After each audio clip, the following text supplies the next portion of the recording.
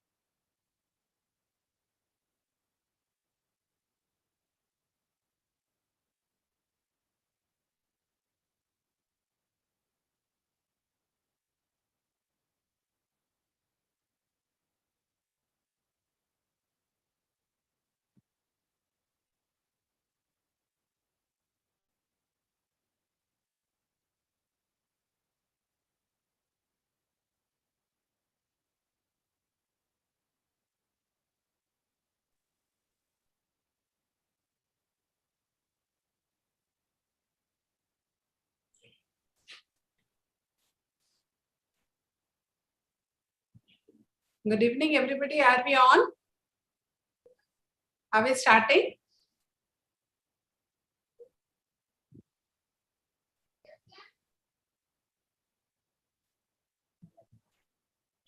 Hello.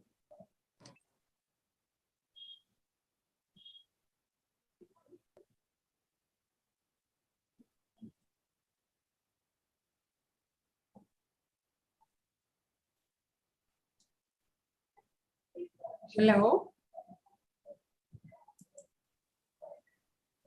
Hello. Are we on? Participant.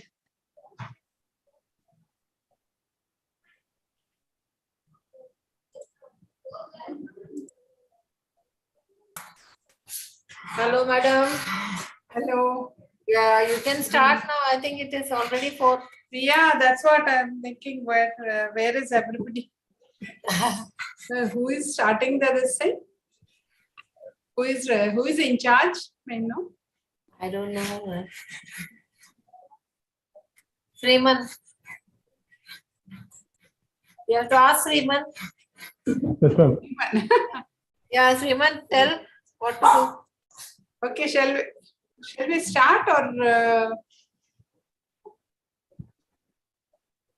Yes, madam. Can we start? Yes, ma'am. Okay.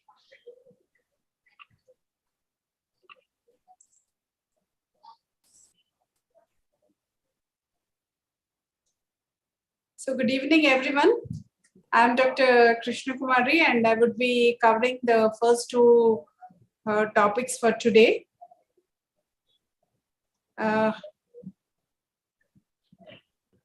Can I share my screen? Yes, ma'am. Okay.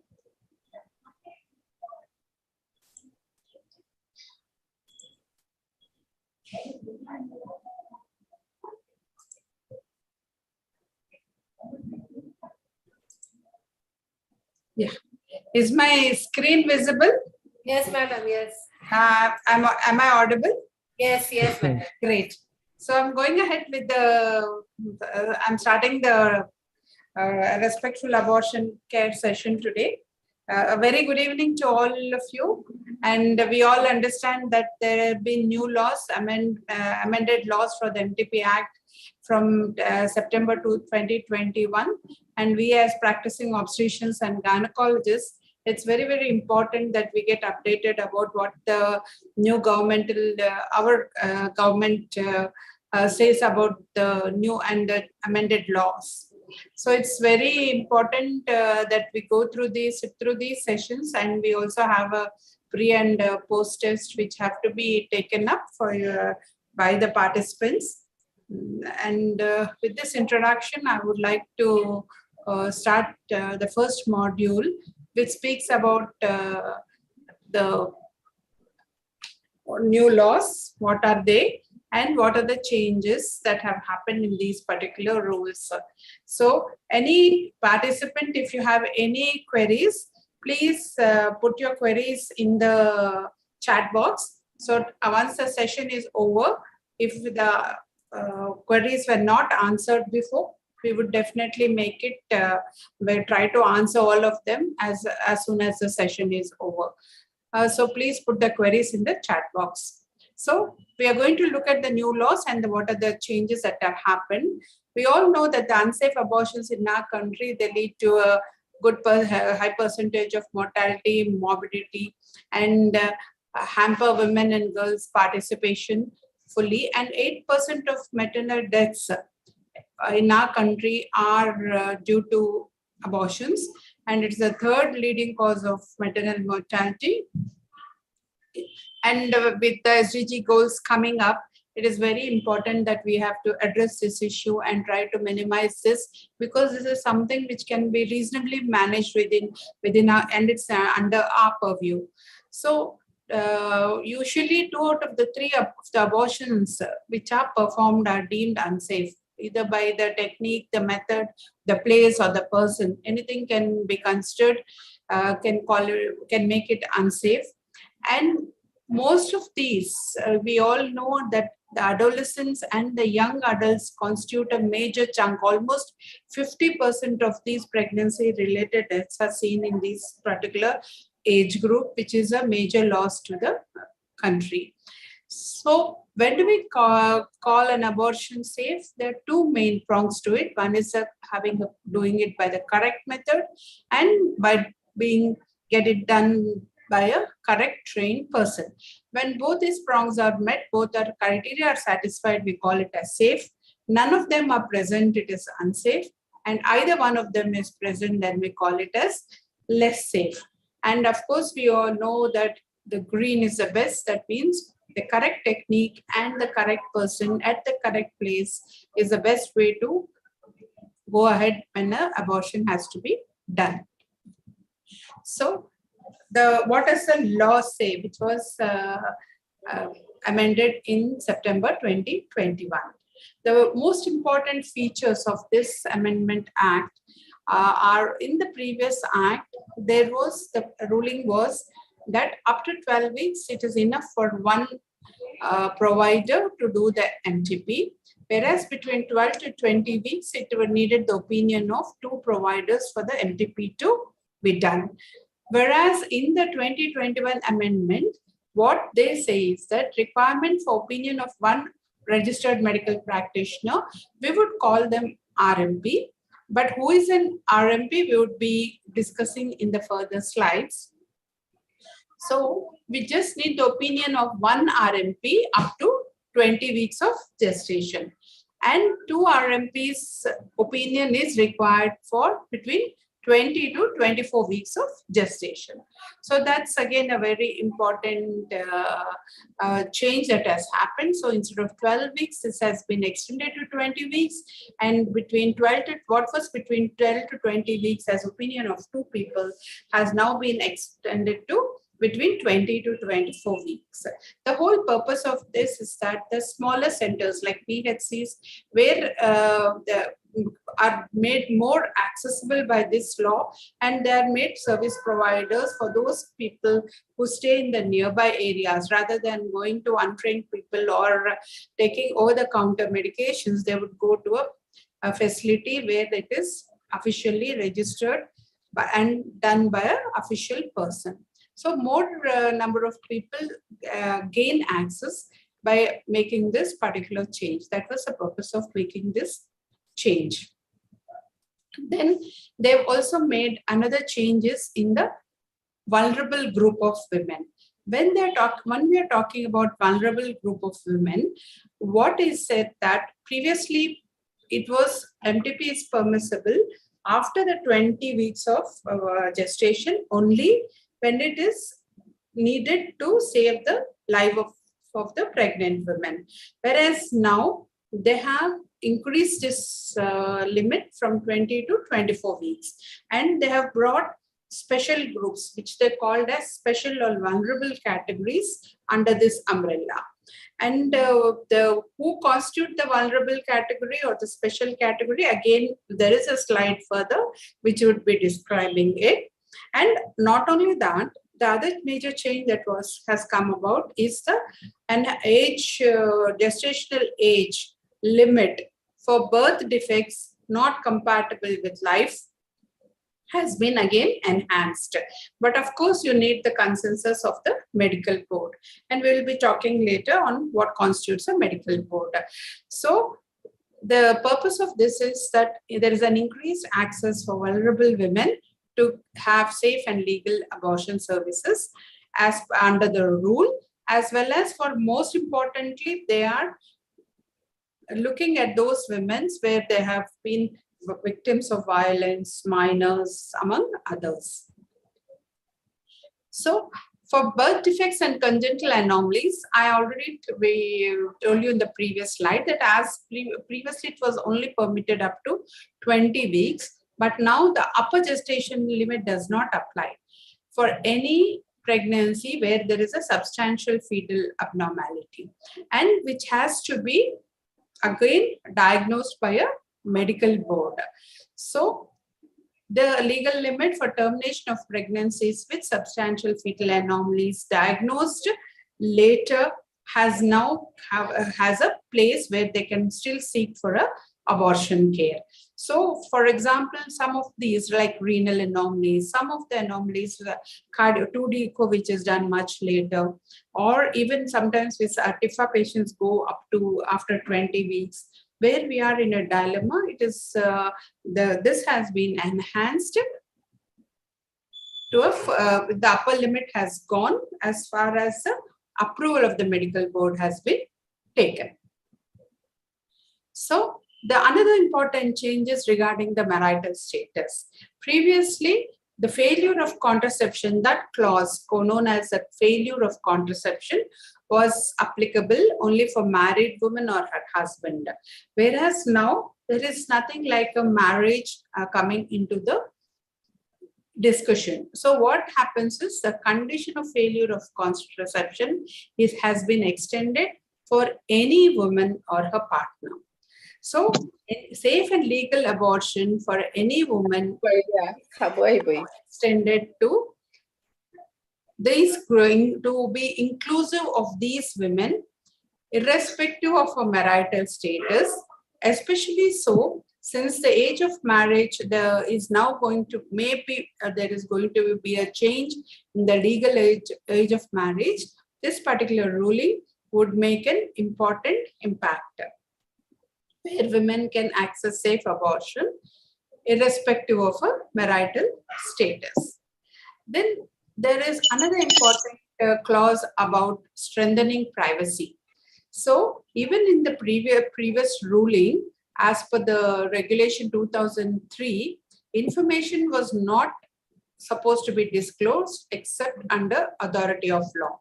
Now they are very sure that include not only the information, name and any particular of a woman whose pregnancy has been terminated should not be revealed except to a person authorized by law for the time being in force. At that particular point of time, with the authorization of the law only, if any person is approaching you, then only you are supposed to reveal anything, including the name of the woman can be revealed. So that means there is an increase in the privacy and confidentiality of these women who are seeking abortion, and there is every effort to safeguard the rights and dignity of the woman and providing her with respectful, bias-free services, including counseling and contraception. So, what does it prioritize? It prioritizes confidentiality and safety. So, the women's confidentiality is kept very much in place, except revealed to a person who is authorized by law for the time being in force. And the failure of contraception as a reason has gone beyond the marriage being the marital status of the woman and has been extended to any woman and her partner as a reason for termination. And now they have also defined special or vulnerable category of women who are eligible for seeking abortion till 24 weeks. Our norms of our registered medical practitioner, otherwise known as RMP, has been changed. They have become more inclusive, and the powers and functions of the medical boards, that means the group of people including an OB-GYN, a pediatric and a radiologist when available, has been defined for each state separately, and they have been instructed to give timely evidence-based decisions. So what is this special category of women who can undergo a safe abortion till 24 weeks include? One is the survivors of sexual assault, rape or incest. The other is any reason where there is a humanitarian setting, any disaster, any emergency situation declared by government. Then women become pregnant, they can seek an abortion up to 24 weeks. If there is a change in the marital status, that means she has been widowed or she has divorced, she can still has the right to undergo a termination up to 24 weeks of gestation. Women with physical disabilities means that major disabilities described by the Disability Act. Then mentally ill women who are having mental retardation, minors, And of course, the fetal malformation that we have already discussed without where there is incompatibility with life, or if it was born would suffer from physical or mental abnormalities to be seriously handicapped.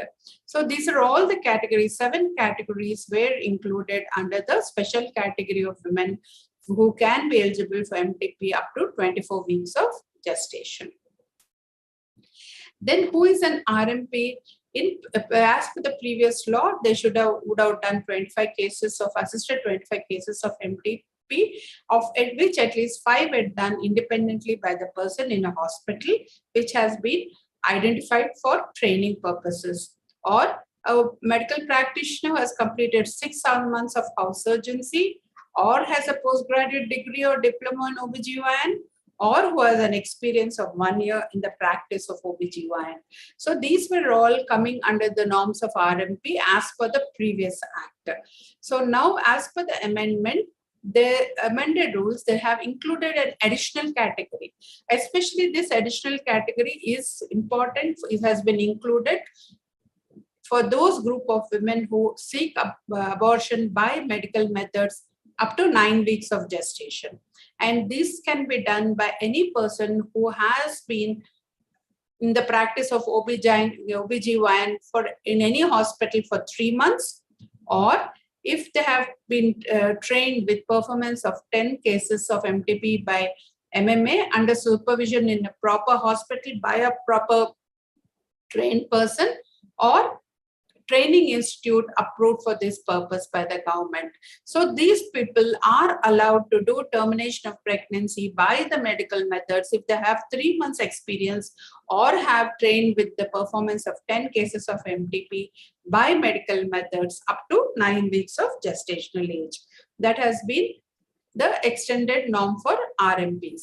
So for the different age groups, there have gestational ages, there are different categorization. So when it is still 9 weeks, where the government has permitted them to do a medical termination of the pregnancy, then only one RMP is required to give an opinion and go further.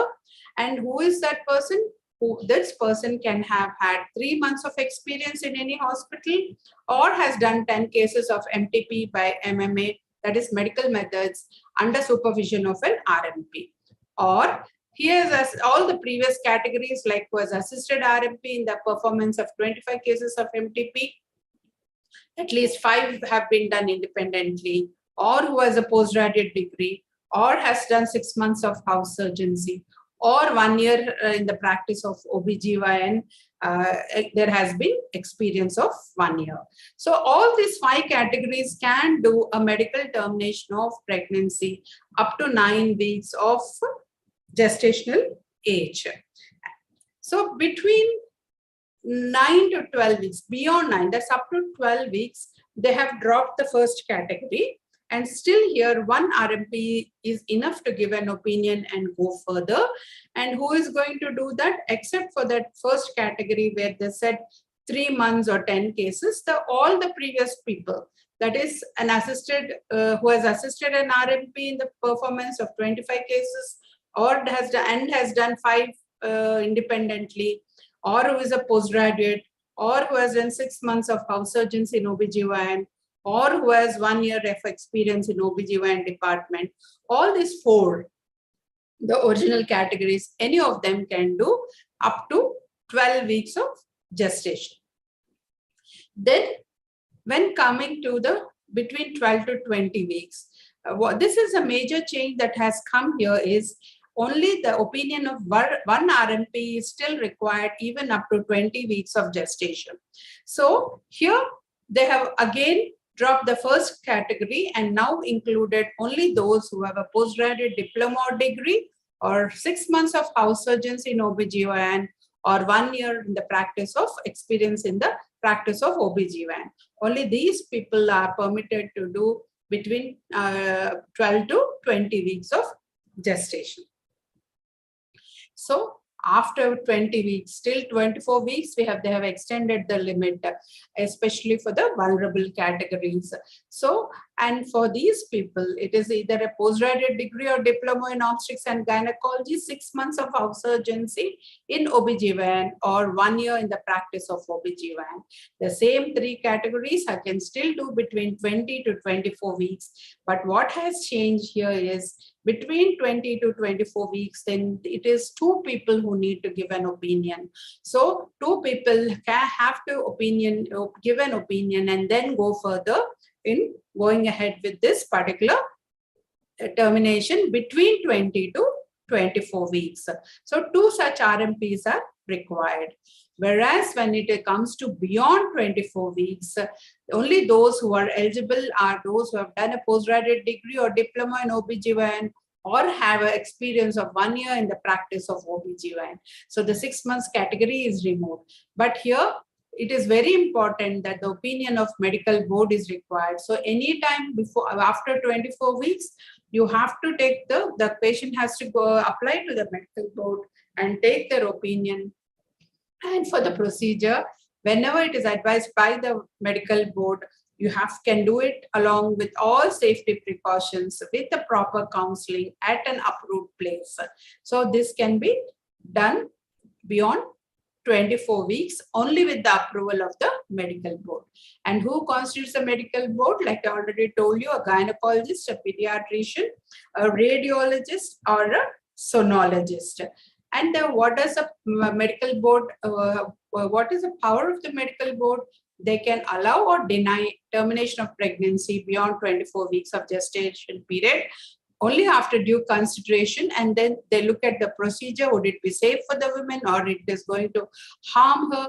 What is the type of fetal malformation? What is the risk for it? Whether it's really incompatible with life, or if it would be born, would it have physical or mental abnormalities and be seriously handicapped? These are all the things that the medical board is going to look for and then give their decision. And whenever required, they can also co-opt other specialists. Although the 3 of them are there, they can call other specialists. For example, they can take the opinion of a pediatric cardiologist, pediatric nephrologist, whatever it is, whoever they want to, or a neurologist to give their and co-opt them in their board and ask them for any special advice and then give their opinion. And it is a FOXY with the ministry guidance and WHO support with as a part of this respectful abortion care program, who's going to operationalize and post medical board information on the FOXY website. And what does the medical board do? Like I already said, it would examine the woman, her reports, whoever comes to them for termination, and they give their opinion on medical board on Form D regarding their whether they are agreeing with the request or rejecting the request. And this is supposed to be done within 3 days of receiving the request for the medical termination. And to ensure that the termination procedure is done properly, whenever advised by the medical board, you have to do it, and it is done and all safety precautions along with appropriate counseling within 5 days of receipt of the request for termination of pregnancy. And so FOXY is going to play an important role that there is going to be functional medical boards in every state. So this is about the major changes in the law that have been brought about. And please go through your pre-test, post-test and give your feedback. This is the first topic. And do we have any queries? Good evening by Kiran, Jamuna. That's it, I think. J. Lakshmi, No queries in the chat box, madam. Huh? No queries in the chat. No queries in the chat box. So what do we do? Shall we go ahead with the second topic, or we want to? Yes. Or anybody wants to? After the second talk. Meanwhile, okay, in the meantime, please go ahead and post your queries in the. Dr. Vijay Lakshmi, want to say something? No, madam, it was very clear and crisp. Very nicely understood, madam.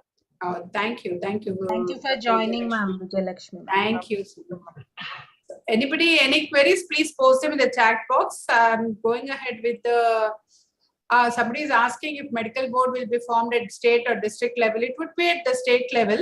And once the medical, some of the states already have, I think around 170 are already there over the country. And the Foxy is going to give the list, and wherever it's not going to be, not yet there, they're going to very soon have all these medical boards list in place. What about the registration for MTP as it's given for 12 weeks only? Registration for MTP, I didn't get it. What about the registration? You're talking about the district level permissions, if it is at the district level permission? No, I think she's talking about the registration of the institute or the nursing home or the hospital. Yeah, that holds the same. The institute, the place will be the same. We have only added up to the people who are permitted is added. Place of permission. I think we have to tell them that the registration process is same like the previous rule. Or the MTP Act. There is no change in the registration how you go process. About, yes, how you go about getting your permission for your institute and all that is going to be till 12 weeks. Okay, somebody is having only till 12 weeks. If you fall under the category where you can do even up to 20, 24 weeks, which we have described, then automatically it is inclusive. So maybe the authorities are not yet allowed. Previously, it was 12 weeks was for single person, and probably your place is having only one person. That's why they wouldn't give you permission to go beyond 12 weeks, because it needed the opinion of two people after 12 weeks. But now, since the opinion has changed, yeah. Yeah, questions not like that, Krishna. See, the 12 weeks and 20 weeks is not individualized. It is the institution, they have certain norms for up to 12 weeks and up to 20 weeks according to the previous act. So if they fulfill all those requirements, then they will give permission for that. But it's not individually based. I think I'm clear. No, the question is, suppose my center is allowed till 12 weeks previously. Now that's what 20 weeks. 20 weeks, I think centers will not be given, will be permitted based on whether there are on a different criteria, whether the center is eligible for going beyond a certain amenities, based on the amenities as well as the personnel. So I think there has to be a reason why they're not giving you beyond 12 weeks. Please clarify. If your center is eligible, definitely they will give you. There is, there is a clear cut,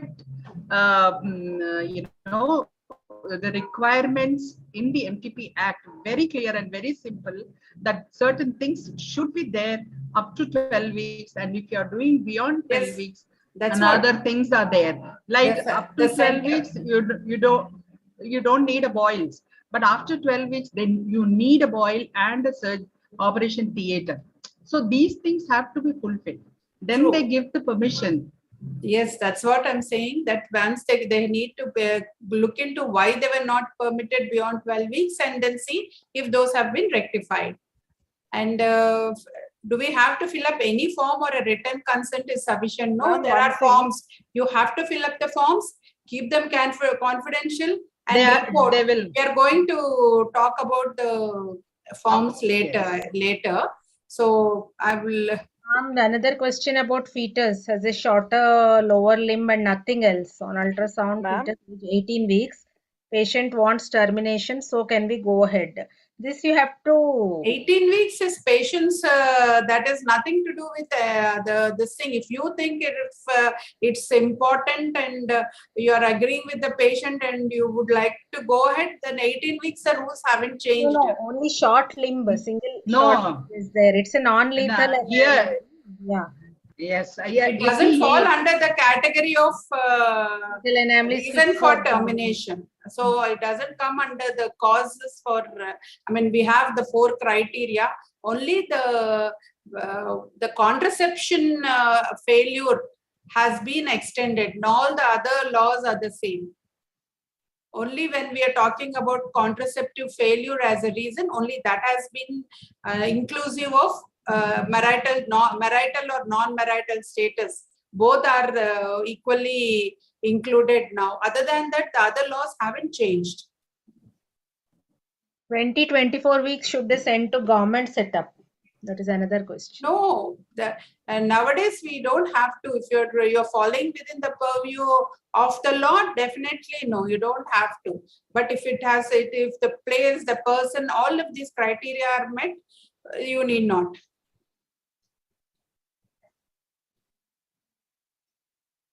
There was a gray zone time when we used to send at 20 to 24 weeks, but now that the law has been defined and it has been clear, I don't think we need to.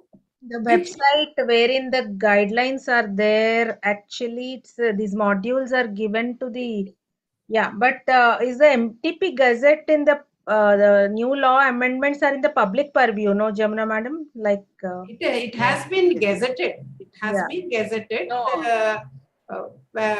You will be given all the guidelines. I think once you go through the pre and post test, you would be given all the guidelines. All the study material, all this material would be added. Elderly aged women with unplanned pregnancy after 16 weeks. Can we go for termination in our center? Again, center qualifications depend on the facility that you have. That has been that nothing has changed regarding the rules of who is eligible for termination, except the special categories we have mentioned. The marital status, contraceptive failure is now irrespective of marital status. That's the only thing which has changed. And for fetal anomalies, it has gone from the upper limit has been changed. And who are the women who are included in that special category has changed. Only these three have changed. Other criteria have not changed. I think the centers unplanned pregnancy, exactly. See, when it is an unplanned pregnancy, the registration process. That's how we record it under contraceptive failure only. And you need not, furnish any proof of contraceptive failure. Yeah, there is no evidence for. Provide any proof of so it can come under contraceptive failure. Contraceptive failure, yes. The forms are the same. Actually, they are actually in Foxy website. If you go to it is a little older version. Previous MTP committee chairperson has uploaded a document, Foxy MTP guidelines. In that, all the forms she has given, but I can't post that link here. It's in a PDF format. Otherwise, also they can go to the direct government's website. This is a gazetted and they have all the forms, and there is no. Your voice is breaking, Jamuna. Only some indications have changed. Forms and all these guidelines are there even on the government website. They can go there and see those forms, and not much changed in the forms. All those 4 forms are there earlier, what they are, but only some of the things are added, like unplanned pregnancy and partner, need not be a married woman. All these things are added. They are there. They can just go through the website, the government website, the new MTP Act.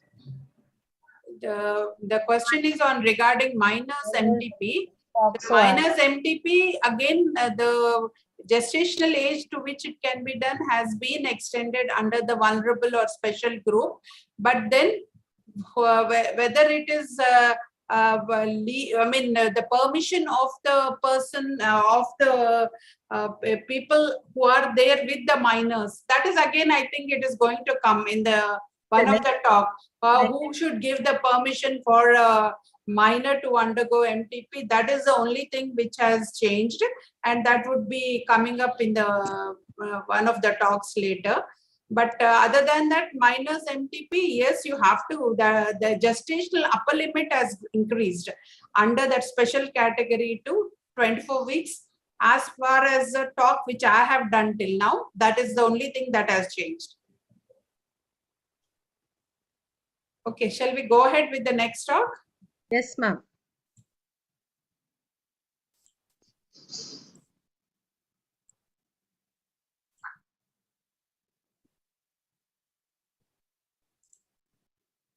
So the second module is on the safe abortion updates in technology. That is the second module, and we are going to look into the existing guidelines and the pre-abortion assessment, as well as the medical methods of termination, as well as the surgical methods of abortion. So for people who are interested in going through the different rules and regulations and guidelines as far as safe abortion is considered, there are multiple WHO global guidelines regarding the various aspects are there, and how to go about the techniques and post-abortion contraception. Everything is available as WHO global guidelines. Not only WHO has also given some national publications which are more acceptable in our society and into our more for our country on different policies. And they have given at different aspects of abortion care, from the rules and regulations to the final post-abortion follow-up. So whole roadmap has been designed and which have been adapted to our own country. And actually the historic change in this law has been has changed in the by 25th of March itself, but then the rules have really come into force from 24th of September 2021, and this includes the medical termination of pregnancy amendment 2021, includes comprehensive care which is mandated by law. So they have three key areas in management, that is pre-abortion care, the abortion care methods, and the aftercare and follow-up, which includes the contraception and counseling. So when we are talking about pre-abortion assessment and counseling, it is very important that women who seek first trimester abortion, we need to take a very detailed history and then look into the general physical as well as a pelvic examination. Please do a gynecological examination. We come across many times where a gynecological pelvic examination is not being done. Please don't miss out on that, especially because law is so strict about these things, especially when something goes wrong. And lab and other investigations we are going to talk about later, which are mandatory and which are not mandatory, and decision-making information on the procedure as well as the counseling. So how to calculate the gestational age? We all know how to calculate it from LMP. What are the pitfalls of calculation by LMP? How to calculate by doing a bimanual examination or a per-abdominal examination as the gestational age increases. We all have been trained to look into the calculating the gestational age perfectly by different ways. And we also know when the gestational age may not be appropriate to the height of the uterus may not be appropriate to the gestational age as per the calculation, for various reasons, whether it was because of wrong dates or whether association with other causes like fibroids, multiple pregnancies, or a molar pregnancy, or ectopic pregnancy, or the woman is given wrong dates. Any of these reasons can be there where you get a wrong assessment of the gestational age by a clinical examination, which is not corresponding to your own calculations. So these things we all have been well trained, and I know all of you are following this to the best of your ability. And we also have to know that there are certain pre-abortion investigations that we need to be done. So basically the new law says that routine lab tests are not a prerequisite for abortion services. So what are the tests that should be done after doing a physical examination based on that? One is the pregnancy test. If it has not been confirmed yet, then you can look into the hemoglobin or hematocrit if you suspect anemia. If the patient is RH negative and your center has a capacity to give an RH immunoglobulin, then definitely do an RH testing and give accordingly. HIV testing and counseling. STI screening, especially this can be excluded by a simple speculum examination. When the woman has any other associated medical history, then you need to look into the kidney or liver function tests. And what they say is that ultrasound is not necessary. We are not saying ultrasound done, do, don't do, nothing like that. They only said it is not necessary unless to diagnose any pregnancy which is not normal. That is where you are suspecting ectopics, missed abortion, or any other condition where you are not very sure of what is happening inside the womb. Otherwise, it is not a mandatory one. So what you need to do is talk to the woman, ask her about her thoughts about terminating the pregnancy and why she's going ahead with the termination. Then inform her about that the early abortion is a safe procedure and it needs to be done in a safe place by a trained provider with the available methods for abortion. And what are the available methods? Please discuss with her. And regarding each method, tell her about the risks and the warning signs. And most important, that once she has terminated a pregnancy, we need to emphasize that within 14 days, she might be ovulating and she might get pregnant again. And she can resume her normal activities, including sexual intercourse, and what is the follow-up care she requires. So, and what like somebody was asking previously, you have to have an informed written consent and a decision to accept post-abortion contraceptive. Although this is not mandatory, if she is willing, you have to document it. Otherwise, keep on counseling her and telling her about the importance of contraception.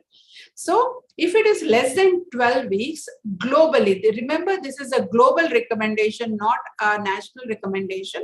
And globally, up to 12 weeks, MIFI and meso or vacuum aspiration are advised.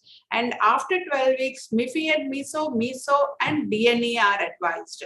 And they do, nobody recommends dilatation and curettage, especially sharp curettage. But coming to our Government of India recommendation, up to 9 weeks, there has been it is different from other places that only up to 9 weeks medical termination is advised. So even up to 9 weeks, they have distinguished between 7 weeks and between 7 to 9 weeks. The difference being up to 7 weeks, following MIFI with 200 orally, wait for 24 to 48 hours, and here it's a mistake. You can give 400 micrograms of meso, sublingual, buccal, vaginal, or oral.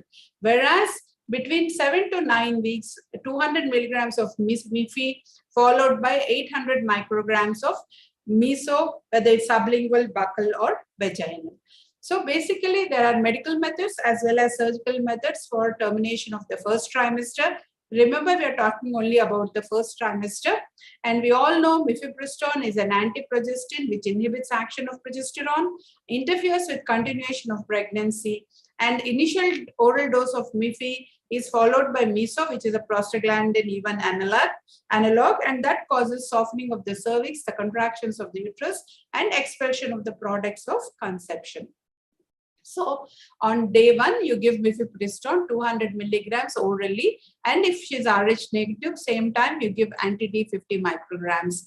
Day 3, you can give mifepristone up to 7 weeks, 400 micrograms of misoprostol, that means 2 tablets of 200 micrograms, given sublingually, buccal, vaginal, oral. If it is between 7 to 9 weeks, follow MIFI with 800 micrograms of sublingual, buccal, vaginal, misoprostol. So here, in addition, we also give patients analgesics to prevent pain, antiemetics, and again, they take every opportunity to counsel them regarding contraception. And on day 15, you confirm and ensure the completion of the procedure and again offer contraception if she has not already done. Then when you're talking about the different methods of administration of meso, we have to understand that oral pills are swallowed or they're placed between gums and cheek and swallowed after 30 minutes. That is buccal method. They are placed under the tongue and swallowed after 30 minutes. That is a sublingual method. Or placed deep in the vaginal pharynxes and she's asked to lie down for 30 minutes. That's a vaginal method. What we understand is that the side effects like diarrhea, nausea, fever, and chills are more with the oral route when compared to the vaginal routes. Vaginal route, the lower side effects are lower, but the pill fragments may be visible. And the fastest onset of action and highest plasma concentration levels are seen with the sublingual route. So buccal, here you can see the buccal is placed between the gums and the cheeks and the sublingual under the tongue.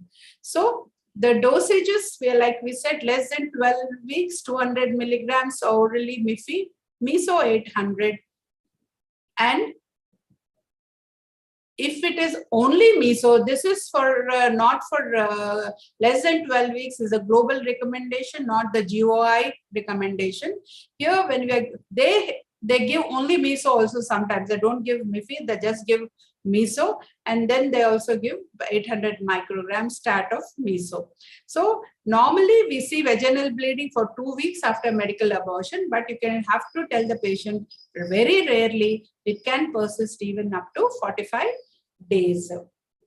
So these services should be available at the primary care level, and they should have the referral systems in place to refer the patient if the patient has any issues to a higher level care.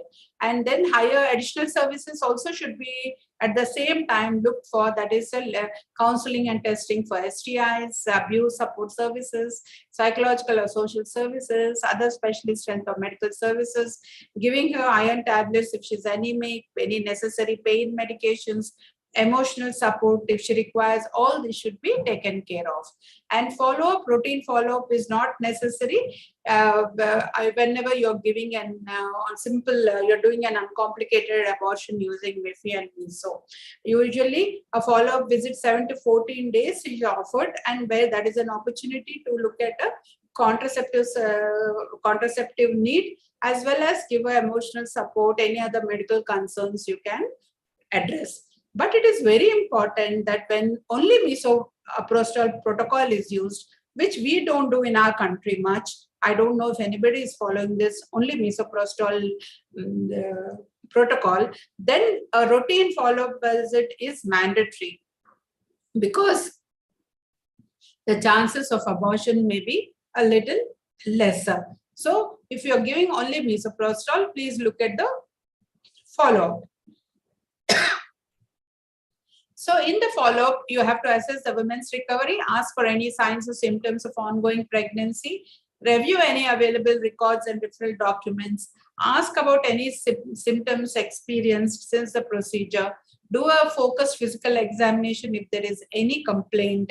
You also have to look for her fertility goals as well as contraceptive services if you haven't provided earlier. So on day 1, you do a physical pelvic examination, confirm eligibility, whether she falls within the 7 weeks category, give her 200 milligrams of mifi with 50 micrograms of anti-D, ask her to come back after 2 days for misoprostol, give her the contact address and phone number if she has to off the facility, if there's any emergency. And when she comes back, if there's any side effect, please record it on the MMA card. You have to understand that 3% of women may tell you that, Miss Madam, I already passed my products, only the mifepristone. But still, even if she has said that, even if it is expelled completely, please complete the misoprostol schedule.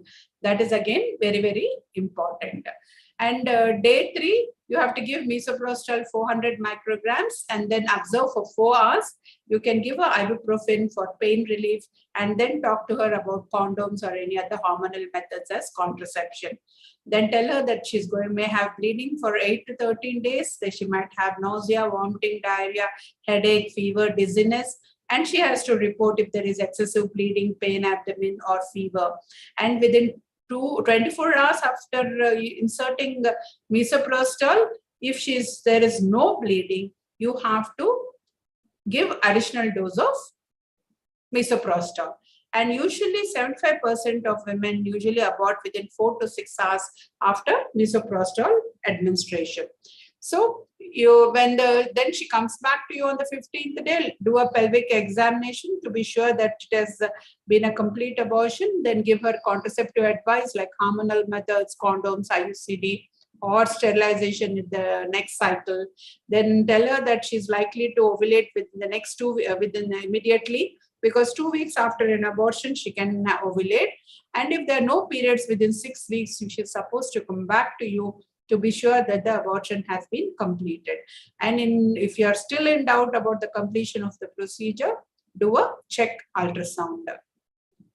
So there can be pain, nausea, vomiting, diarrhea, infection. The nausea, vomiting, diarrhea are self-limiting. Pain, you can help her by talking to her, counseling her, telling the support person to be there, giving her ibuprofen. And when there is no relief, please exclude other causes like ectopic pregnancy, infection, or incomplete abortion. And confirmation of infection is done by clinical examination. And then if you still suspect, you can start antibiotics. So when it fails, either offer her vacuum aspiration, or she can repeat the medical methods.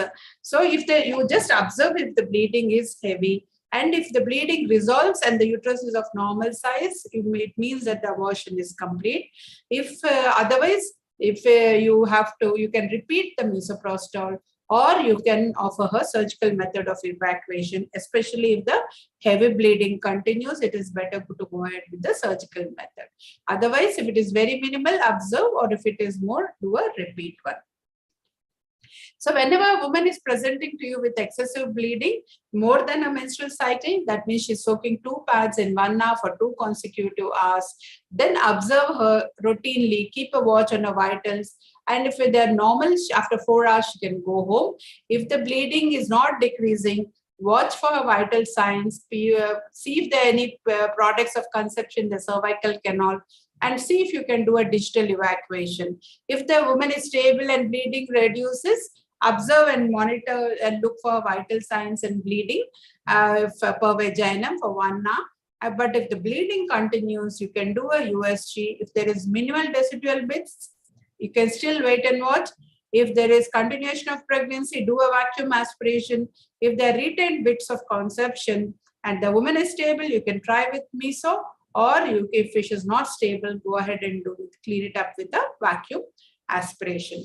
So somebody was asking this question, recording and reporting. Even medical termination comes under the purview of the MTP Act. So everything has to be recorded similar to a vacuum aspiration procedure. Form C is a consent form. Form 1 is the RMP opinion. Form 2 is a monthly reporting form, which we send to our district heads. And Form 3 is the admission register for case records. So these forms have to be in place. Consent alone is not enough. Even for medical methods, all these forms have to be filled up. And coming to the surgical methods, vacuum aspiration is a method recommended up to 12 weeks. You should not do a sharp curettage. And vacuum aspiration can be done by simple manual vacuum aspiration, wherever it needs just a negative pressure. And MVA, all of you might be having, it's a handheld aspirator, and cannula are different sizes, and you can use IPAS or easy grip cannula where the gestational age and the size of the cannula are corresponding. And the advantage is they can be used anywhere, even when there is no electricity. Or instead of manual, you can also use an electrical vacuum aspiration, where an electric pump is used to generate the vacuum. And this can also be accommodated with any sized cannula with a correct size tubing.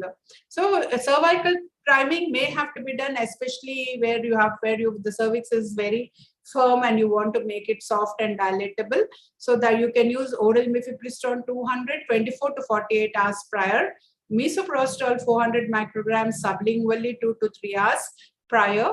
If it is vaginally, 3 hours prior. Laminaria intracervically can be placed 6 to 24 hours before the procedure. I think we are mostly using bisoprostol, whether it is vaginally or sublingually. Pain management, it is very important that you can have a non-pharmacological and pharmacological ways. Non-pharmacological is talking to the patient, giving a psychological support, explaining each step, and then performing the procedure gently and encouraging her to relax and breathe softly. Pharmacological pain management, if she's anxious, you can give anxiolytics or GA, that is diazepam, and but there might be disorientation or dizziness. Or if they want to give, you can give a paracervical block with 10 ml 1% lidocaine, which can be effective for 60 to 90 minutes, but can have dizziness and seizures. Analgesics, she can take 400 to 800 milligrams of ibuprofen 1 hour prior to the procedure, effective for 4 to 6 hours. Uterine cramping analgesics, she can continue 400 to 800 milligrams 1 hour prior to the procedure. It's effective for 4 to 6 hours, but can cause gastritis. So steps of MVA, I think most of us know how to prepare the instrument, how to make a vacuum, how to dilate the cervix, insert the cannula, create the negative pressure and suck in the products. This procedure is very clearly written on the MVA machine. It is very easy to assemble and learn. So all of you, I think, must be well versed with that. And you, once the uterus is empty, you have sucked out, you get the red or pink foam without any tissue, gritty sensation of the surface of the uterus, cervix drips over the cannula, and uterus contracts around the cannula, and there can be increased uterine cramping.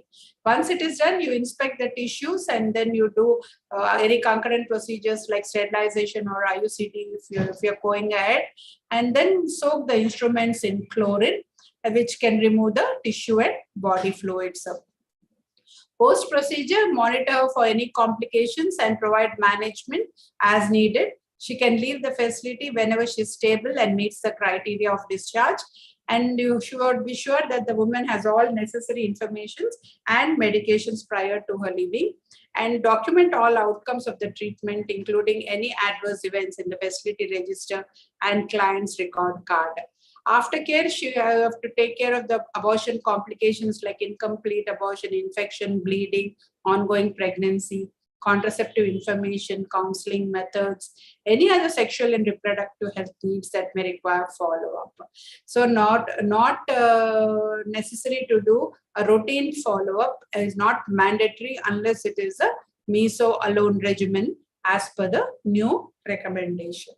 So to summarize, India has made historic progress in improving access to safe abortion. Not much has changed in technological update in the last decade. It is up to us to ensure safety and quality as per the within the purview of the law. We also need to focus on the most important aspect that has been brought about by all these changes is the respectful abortion services. So please, it is mandatory to maintain the so-called decorum whenever we are dealing with these particular patients, and every client has an opportunity to inform, educate, and equip with proper information on contraception and counseling. So please register, do your pre and post test and give the feedback. And now we are proud that in India, it's one of those countries which has made women more powerful by making abortion a legal, safe, and respectful one. Thank you all.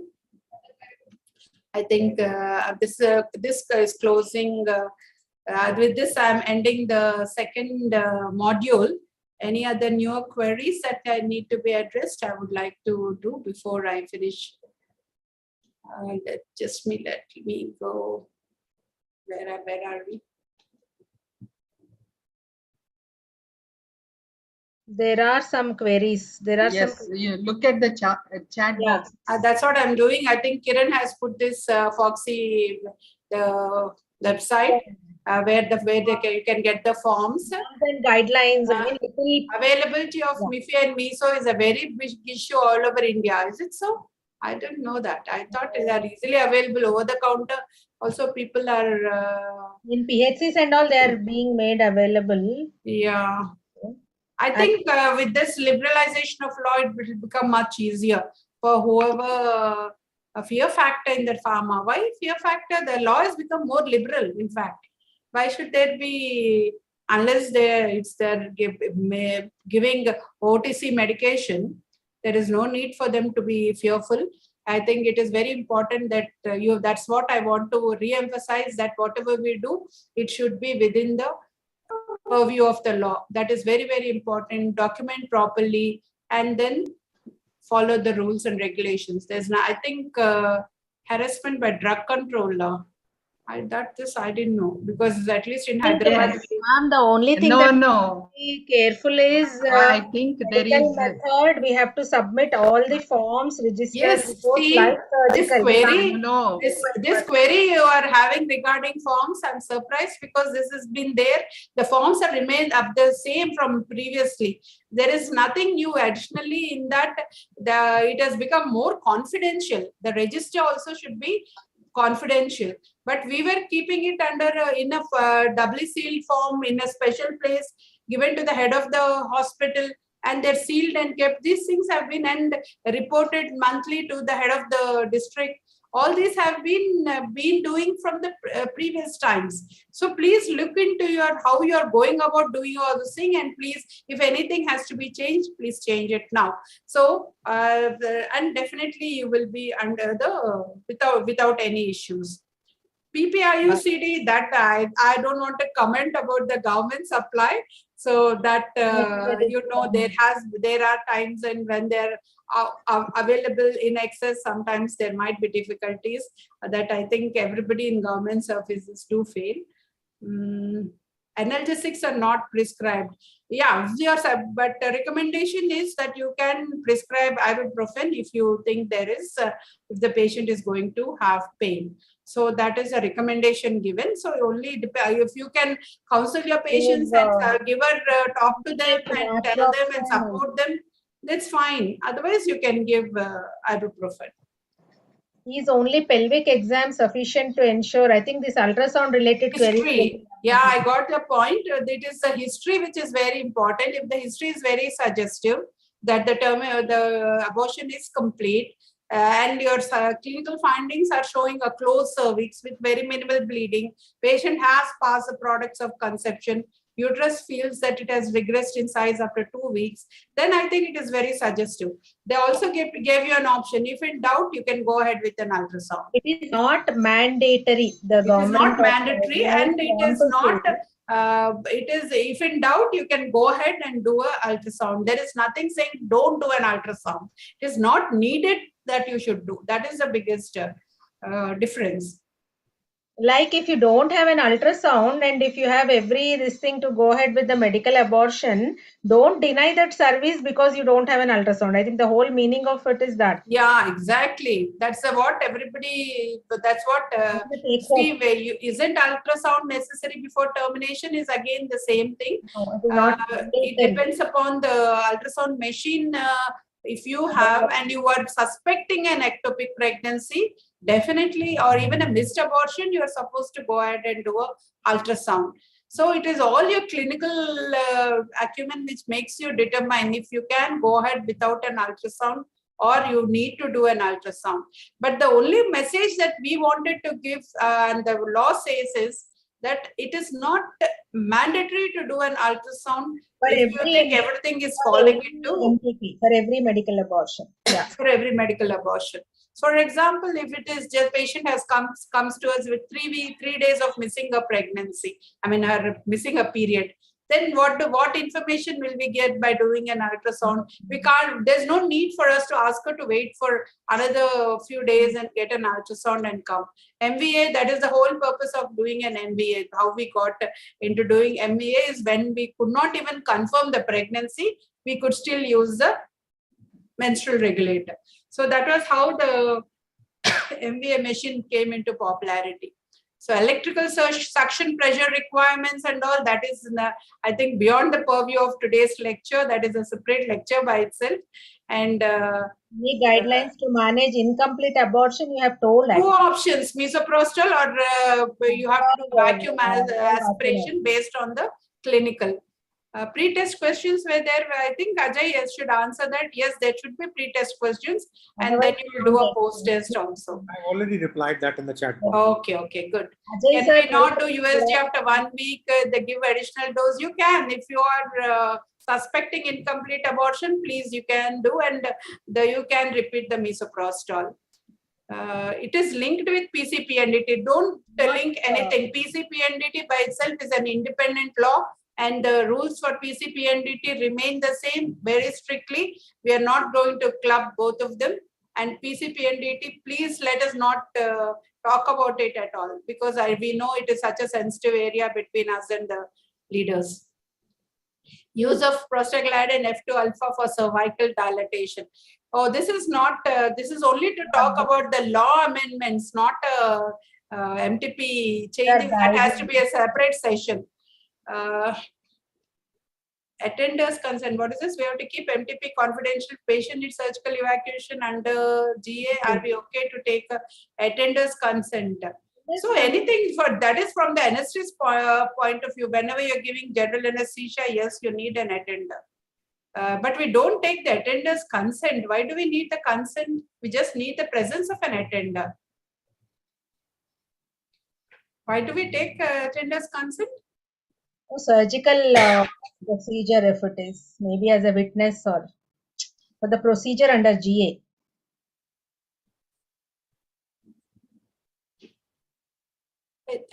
Do you need an attender's consent? Jamuna should answer that. Yes, we need attendance consent to Surgical be on the safe side. For Any surgical procedure, because when it goes into court of law, then the patient will say, they have not told me. But if the consent of the attender is there, it is like a witness. Witness, maybe. Yes, consent should be there. And one more answer I want to give here. She said the drug controller is harassing. Yes, because we have seen some cases and medical legal issues wherein some of these our doctors, they have these MTP kits in abundance. So when they use these kits for abortion purview, that what's going on. So the drug controller can come and how many you have taken, to whom all you have given. Yes, ma'am, So it is like that MTP. keeps happening. We have to give the data, definitely. No, some of them will have huge number of these kits. So then feet is high, and also why the government jumps in and sometimes they do harass. I agree with her because your voice is breaking in between.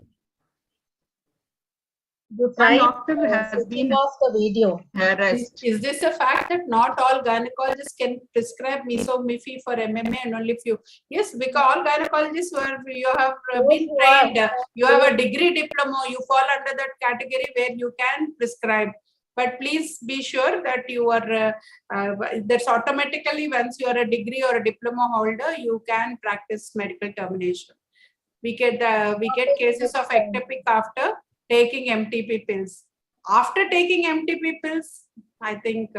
Yes, no. Is there something what you mean to say later or now? No. Later, I mean, if you don't do a scan, we might miss. So nobody is saying don't do a scan. Wherever you are thinking there's a possibility, go ahead. That's it. There is, I think, we'll not discuss about the ultrasound. It is only so that let us not split the law.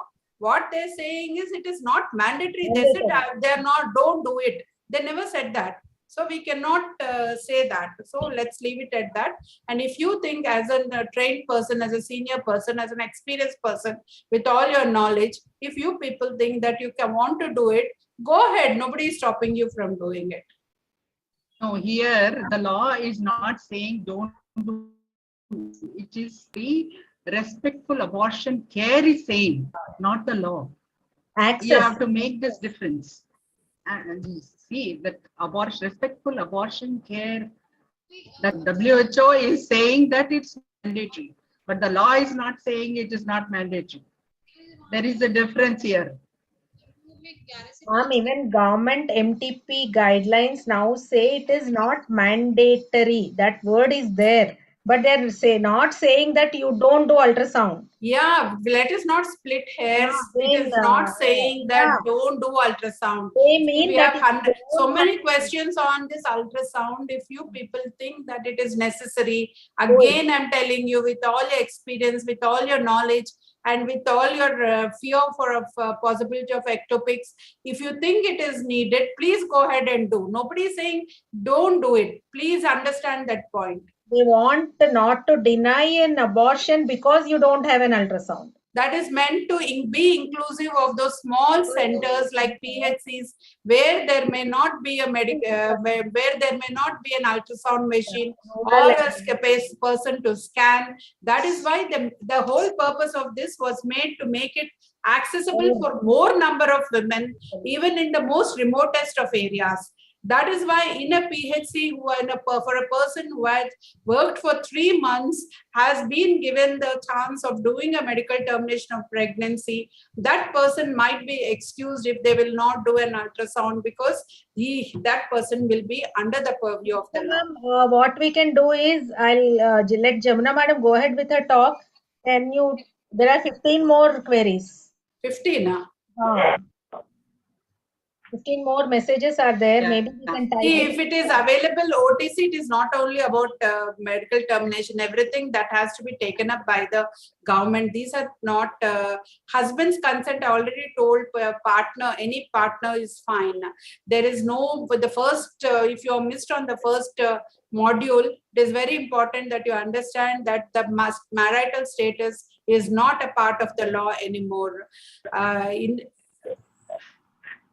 That is government. So what government should do, I'm not going to talk. Boyfriend or girl more than 18 years, it is it's an individual's choice. Once she has crossed, she's no more a minor, it is her choice. And it can be because of any partner, with any partner.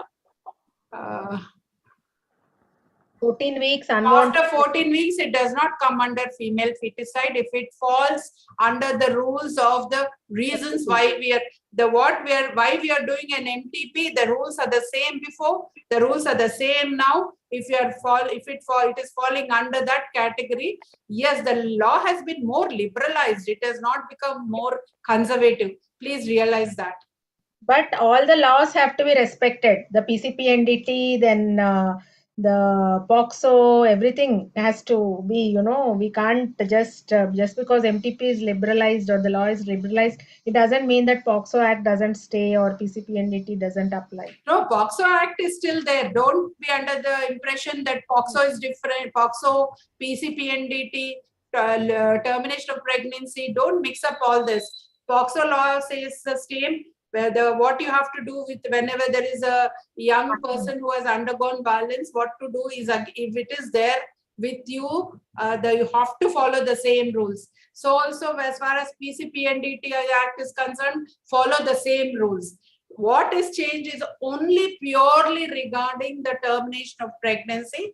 The law has not changed. It has been amended to be more inclusive. We are bringing in more doctors to be able to do it, and we are bringing in more women to have easy access. So rather than going to a counter and buying the medication, they can go to a neighborhood doctor who has been qualified or who has the right to do a medical termination at least. So that is exactly the purpose of this whole amendment.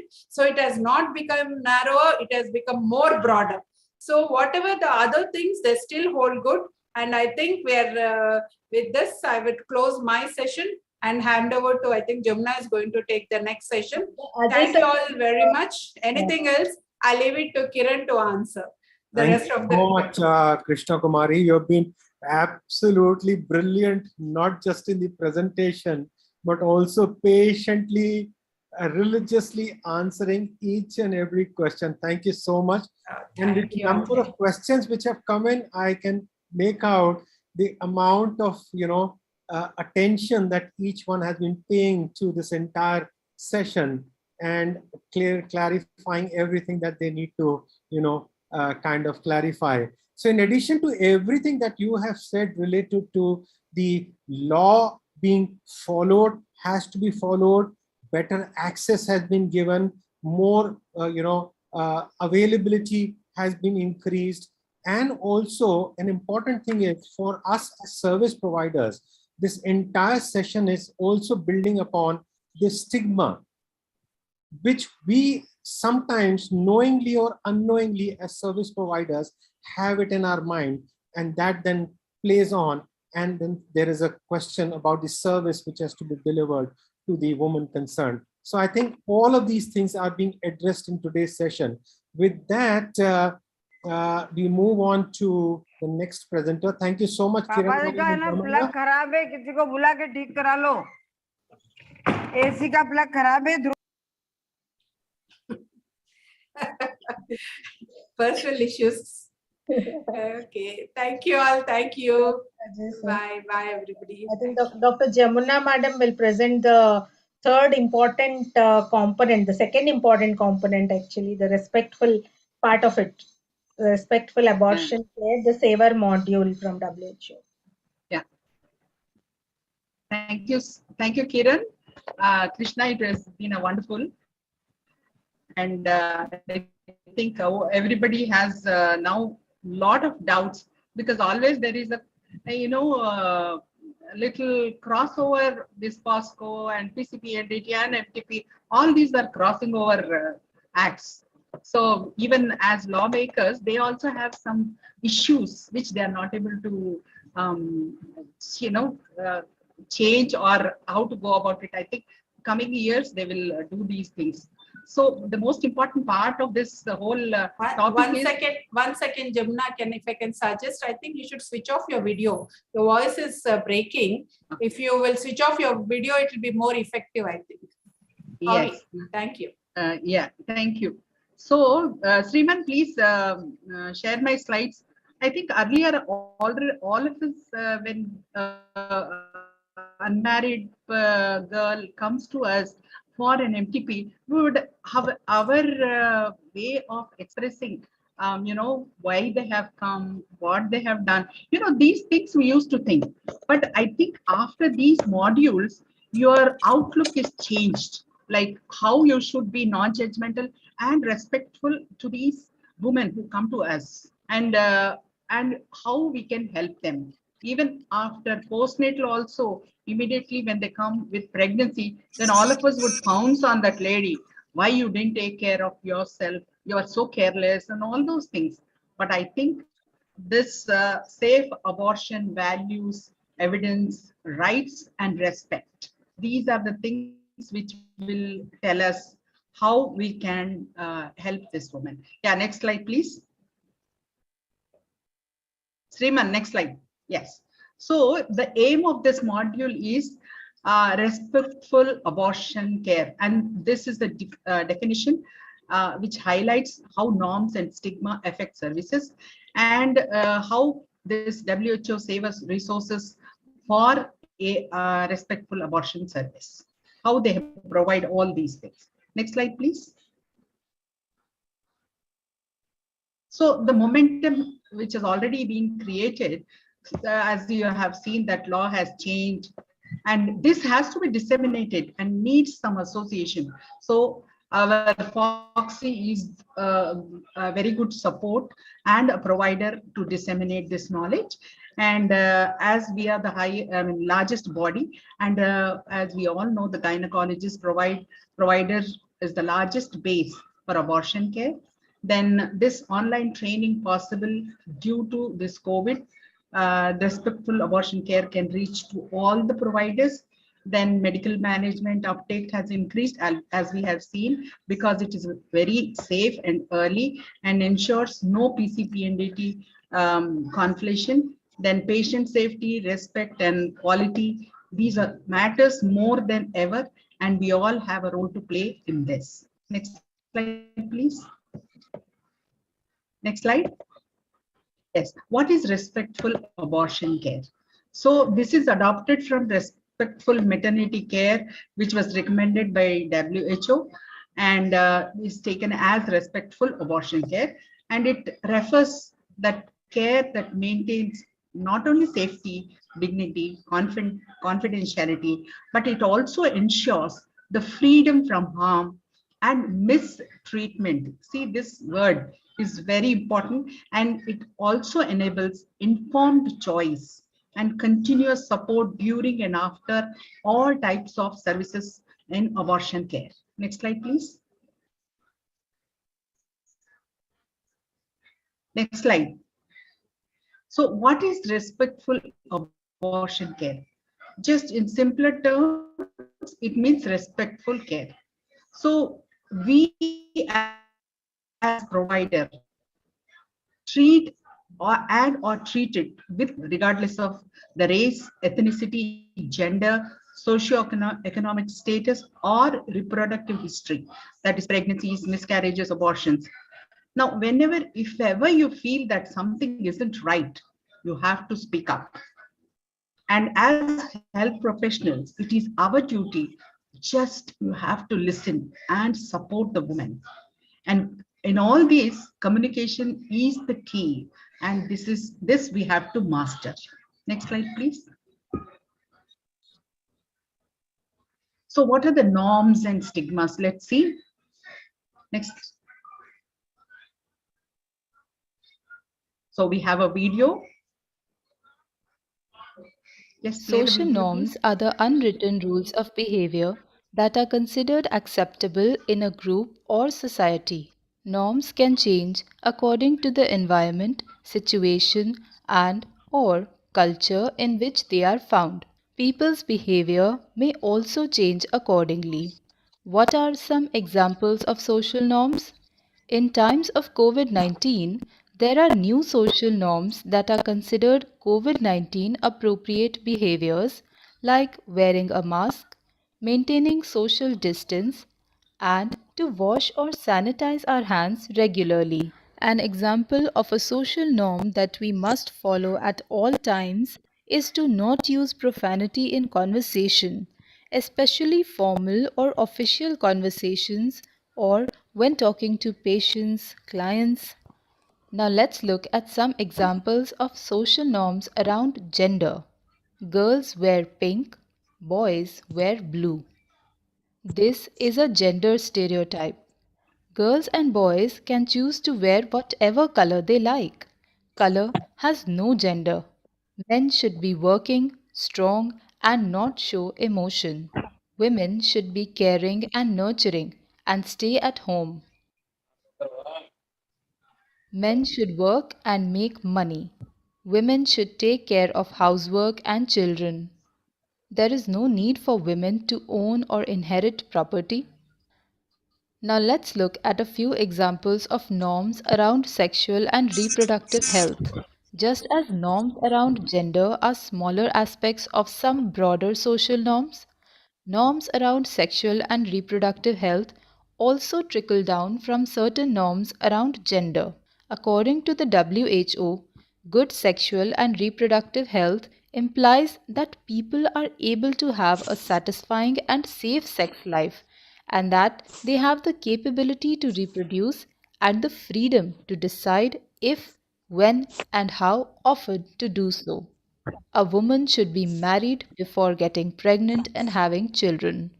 Adolescent sexuality and premarital sex are unacceptable and immoral. Women are responsible for contraception. Now we see what is stigma. Stigma can be understood as a shared understanding that a person, a quality, or circumstance is somehow morally unacceptable. What are examples of sexual and reproductive health stigma?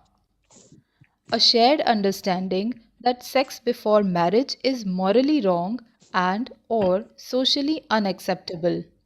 A girl who uses a contraceptive method is promiscuous and will have problems when she decides to get pregnant. A married woman is more deserving of contraceptives than an unmarried woman. A girl who has had an abortion is committing a sin and brings shame to her community. Having an abortion has long term health effects, and the woman's health will never recover to her pre abortion state. Women who have had an abortion once would become habitual and avoid using contraception. It is important to understand that norms and stigma are different from laws and policies. For example, an unmarried girl seeking abortion is considered immoral due to stigma, whereas, as per law, sex selective abortion is illegal in India. In this exercise, we explore how social norms and stigma influence access of reproductive health and rights, how people experience SRH stigma, the impact social norms and stigma have on our actions personally and professionally, and the impact they have on the actions of others personally and professionally.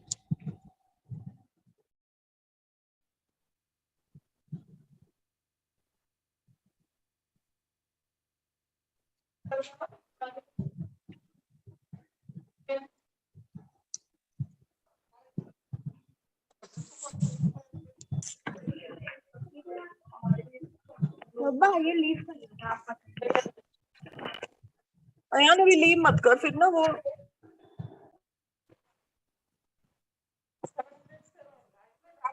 Yamuna ma'am? Yeah. Yeah, you are muted. Yeah. Okay. Yeah, because, oh, sorry. Stigma and norms, as we have seen, they perpetrate the disrespect and abuse.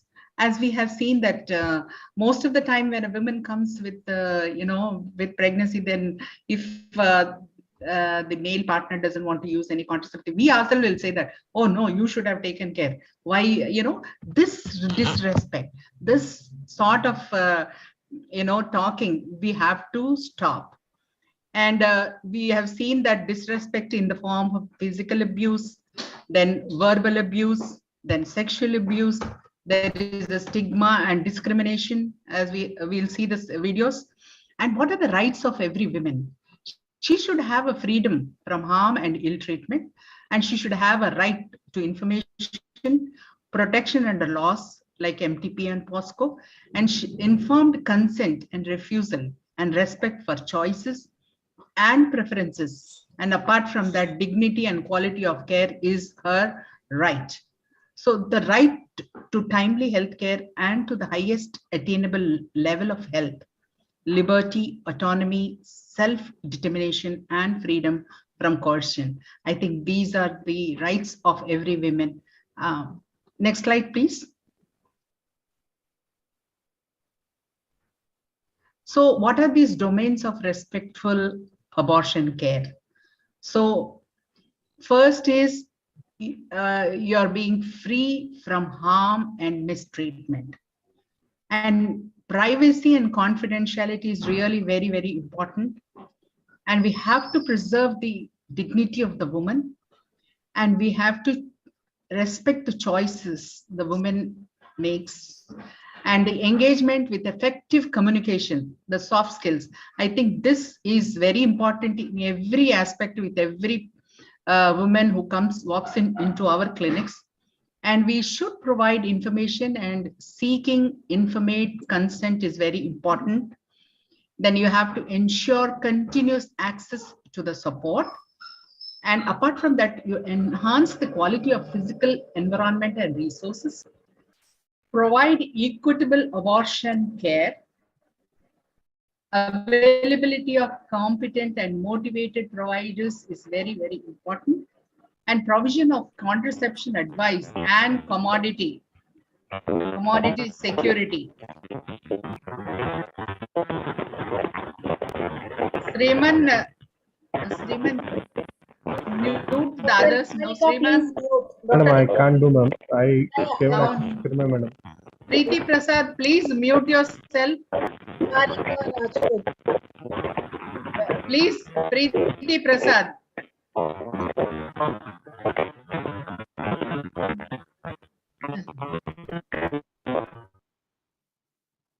Miss Preeti, please mute. Yes. Okay. So, Sriman, what is this black thing coming up? So, provision of contraception, advice, and commodity security.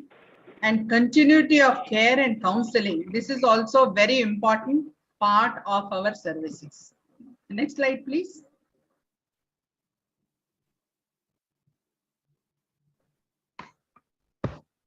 Yes. So it is time for all of us to strengthen this implementation. As we see, one provider, more responsibility. So counseling, contraception, referral, and compassionate care. Then we have seen that 20 to 24 weeks for special cases, need for sensitivity and judgment-free, timely services.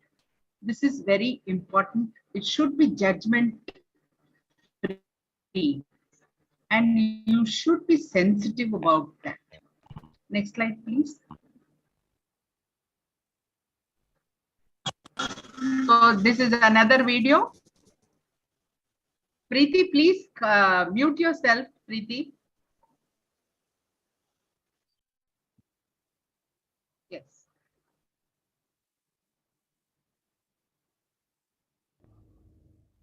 How to talk about abortion, a guide to right-based messaging. Abort a child is medically inaccurate as the fetus is not yet a child. Terminate a pregnancy is commonly used. However, some people prefer to avoid this as terminate may have negative connotations for some people. For example, terminator or assassinate. In some contexts, the word abortion can be perceived as negative. In these situations, it may be helpful to avoid the word completely and use termination of pregnancy instead. It is important to be legally accurate, and in India, abortion is legally permitted to the full extent of the Dr. law. Manjula, please However, mute. in many parts of the country, the barriers to access may be so great that abortion is considered by many to be illegal due to conflations with other laws. Make sure that you share accurate information about the legal situation and make the circumstances under which abortions are legal clear. See the WHO Global Abortion Policies database for information on the legal status of abortion across the world.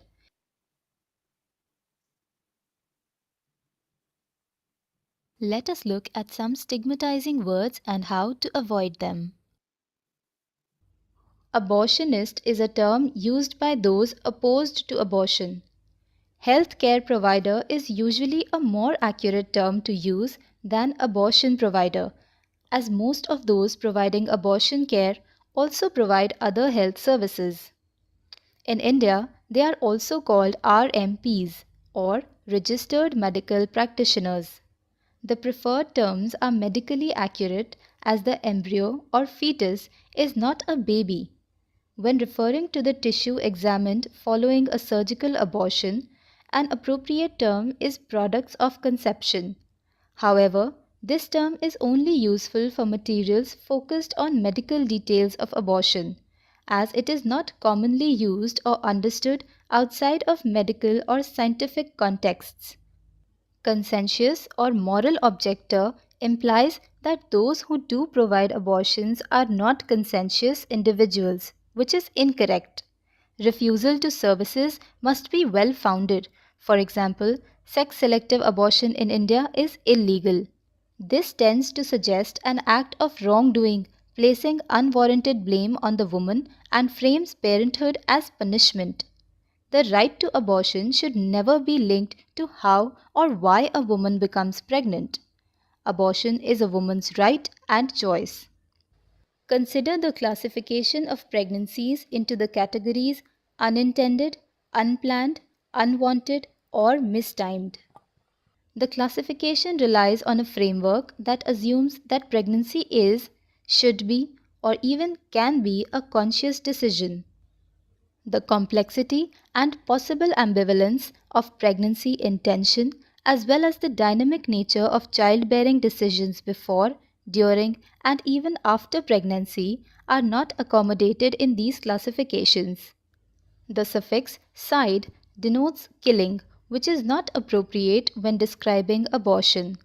When referring to sex selective abortion, it is more accurate to describe the practice in terms of choosing to end the pregnancy based on the predicted sex of the fetus. Make it clear that abortion is about making an informed decision and avoid the implication that ending a pregnancy is done without careful thought or consideration. The term keep implies a positive outcome which may not accurately reflect the situation. In addition, it is medically inaccurate to describe the pregnancy as a baby or child. It is more accurate to describe the situation as a pregnant woman choosing to continue with the pregnancy. Late term could refer to any time in the second or third trimester. Instead, if necessary, use terms that indicate the specific trimester or gestation. Use of late may also imply that a woman is late and thus irresponsible in seeking an abortion. For example, there is no gestation limit for birth defects and associated abortions in India as per the recent MTP amendment of 2021.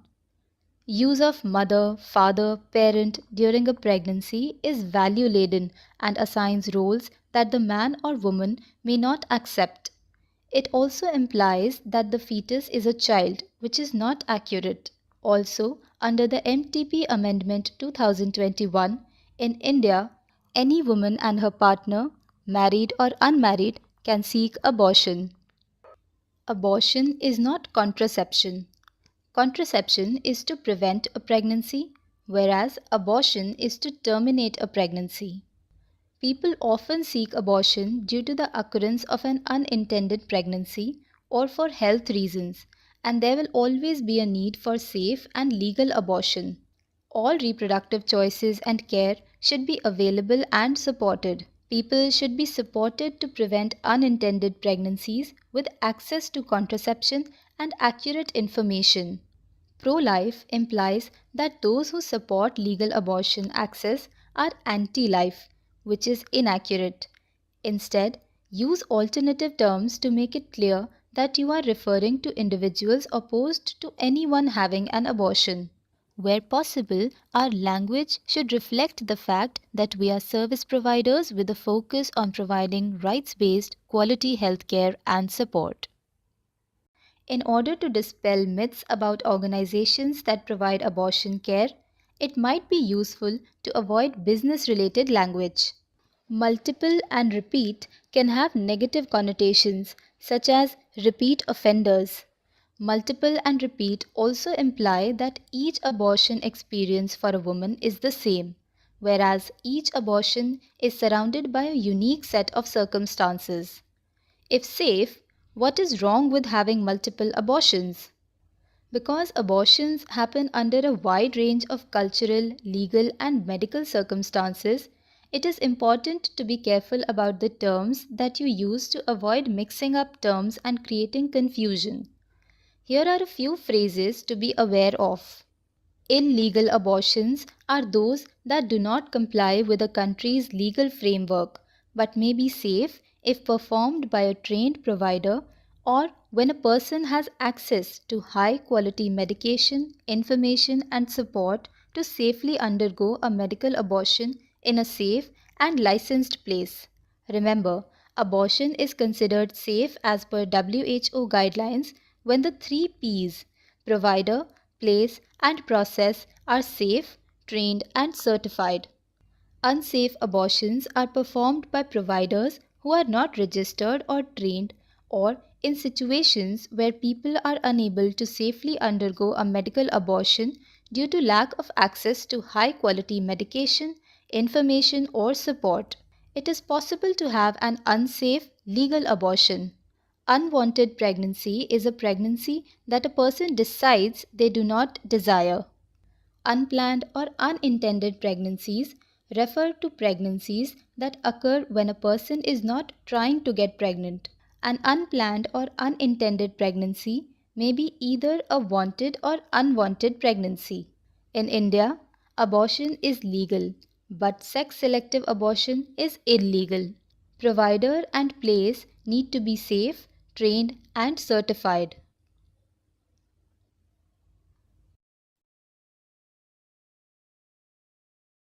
Yes. So who has framed such wonderful, abortion values, evidences, and rights? That is called Saver Toolkit. And I think after going through these initially, before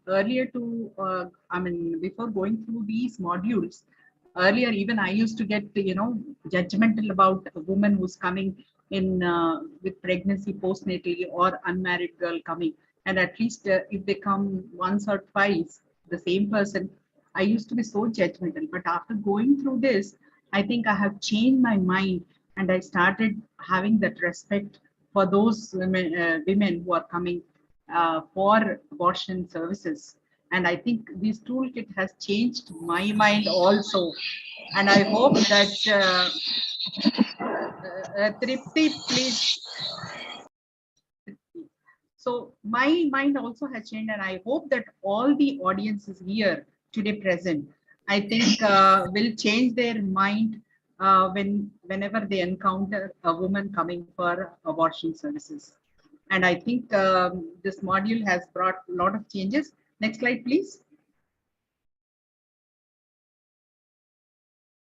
And the laws are laws, but here Woman should die due to an unsafe abortion. And when abortion is provided, it should be given in a legal and evidence-based manner with quality, safety, dignity, and respect.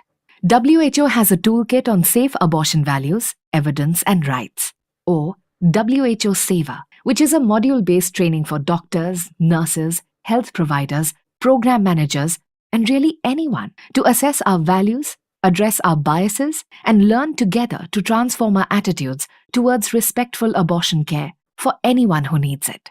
During the COVID-19 pandemic, we adapted and converted the WHO Saver Toolkit into an innovative, gamified, hybrid version that you can do either in person, online, or as a combination with an expert trainer, or simply by playing one of the standalone games to learn from the comfort of your home. Saver has 4 modules: Engage, Inform, Explore, and Equip. In the Engage module, participants review recent media stories from the country about gender, unintended pregnancy, the realities of safe and unsafe abortion, and juxtapose these with the global standard definitions.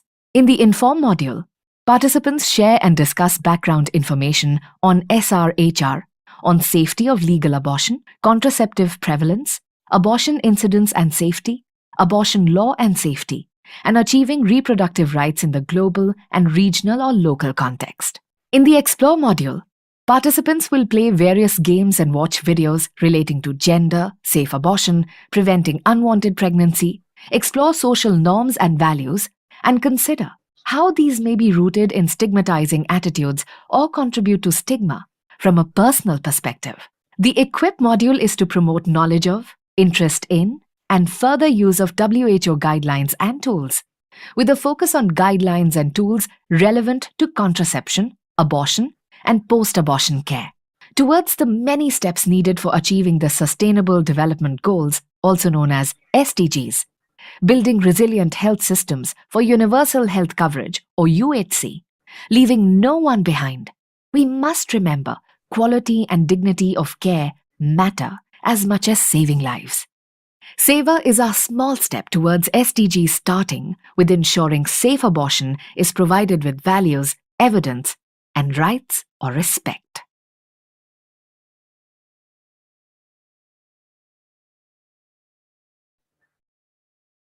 I think this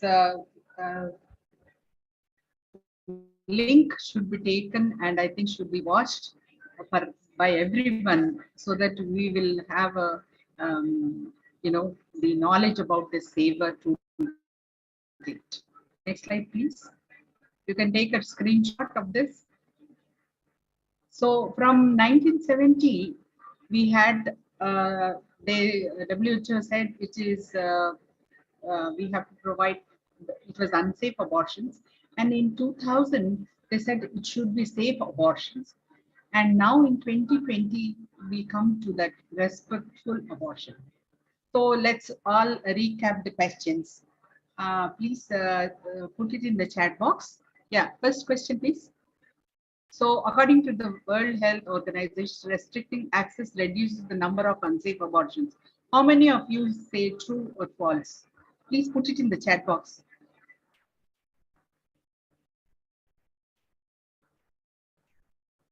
According to the World Health, restricting access reduces the number of unsafe abortions.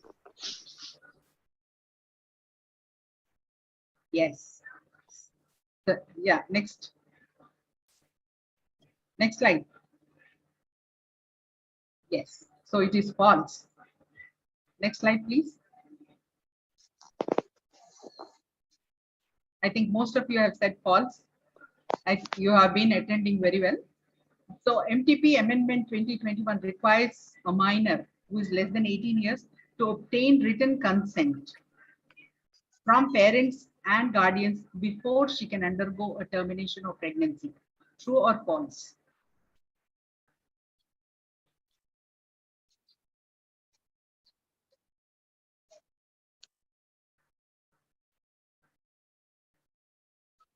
Next. Next slide, please. So the module says that they don't have to, and but POSCO reporting is still needed, but abortion services should not be denied. So we need to provide bias-free services without judgment. That is what. But POSCO reporting is a must. Please remember that. Next slide, please.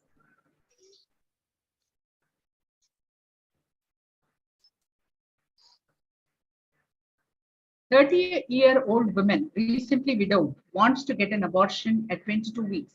As a provider, it is your responsibility to tell her to continue this pregnancy." Yes, give your answers, please.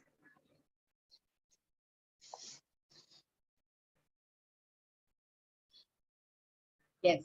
Next slide. Yes, everybody said, most of you have said no, which is right.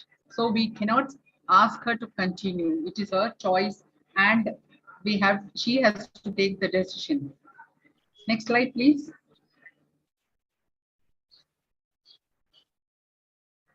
So in India, abortion is legal, but let us all make it safe and respectful. Samarth. Safe abortion made available respectfully throughout health system. Next slide.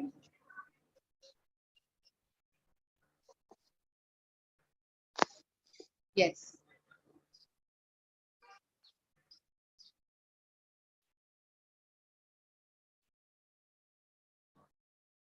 Yes, but she belongs to vulnerable group, that widow, but she's still under 24. She's only 22 weeks. Vulnerable groups 20 to 24. So we are legally also by amendment also we are right. We can write. Yes, that's what I wanted to tell. That's what I wanted to say. Yeah. Both of us saying same thing. Yeah. Okay, then. So regarding the attendant, I mean minor girl who is coming for MTP, it need not be parent or a legal guardian. So any adult who comes as a attendant or guardian is enough. That is the parent is not needed strictly. There need not be a parent, but someone adult can accompany her. The guardianship need not be proven by us or by the girl. That is the this thing given. But they should be, POSCO should be informed. Yes, ma'am, that has to be informed. So no, I want to make them clear, because they'll be worried that if they don't take a consent from the guardian or the parent, it will be legal issues. That is what the worry is about this group. Again, this is so once you inform the POSCO, then you are not liable. Yes, because POSCO will be taking care of that legal issues. But you should not deny the services. Yes. Yes, you should not deny the service. That's the whole point, I think, the important point. Thank you, ma'am. Yeah. So I'll be going to the last part of the module. Is the screen visible?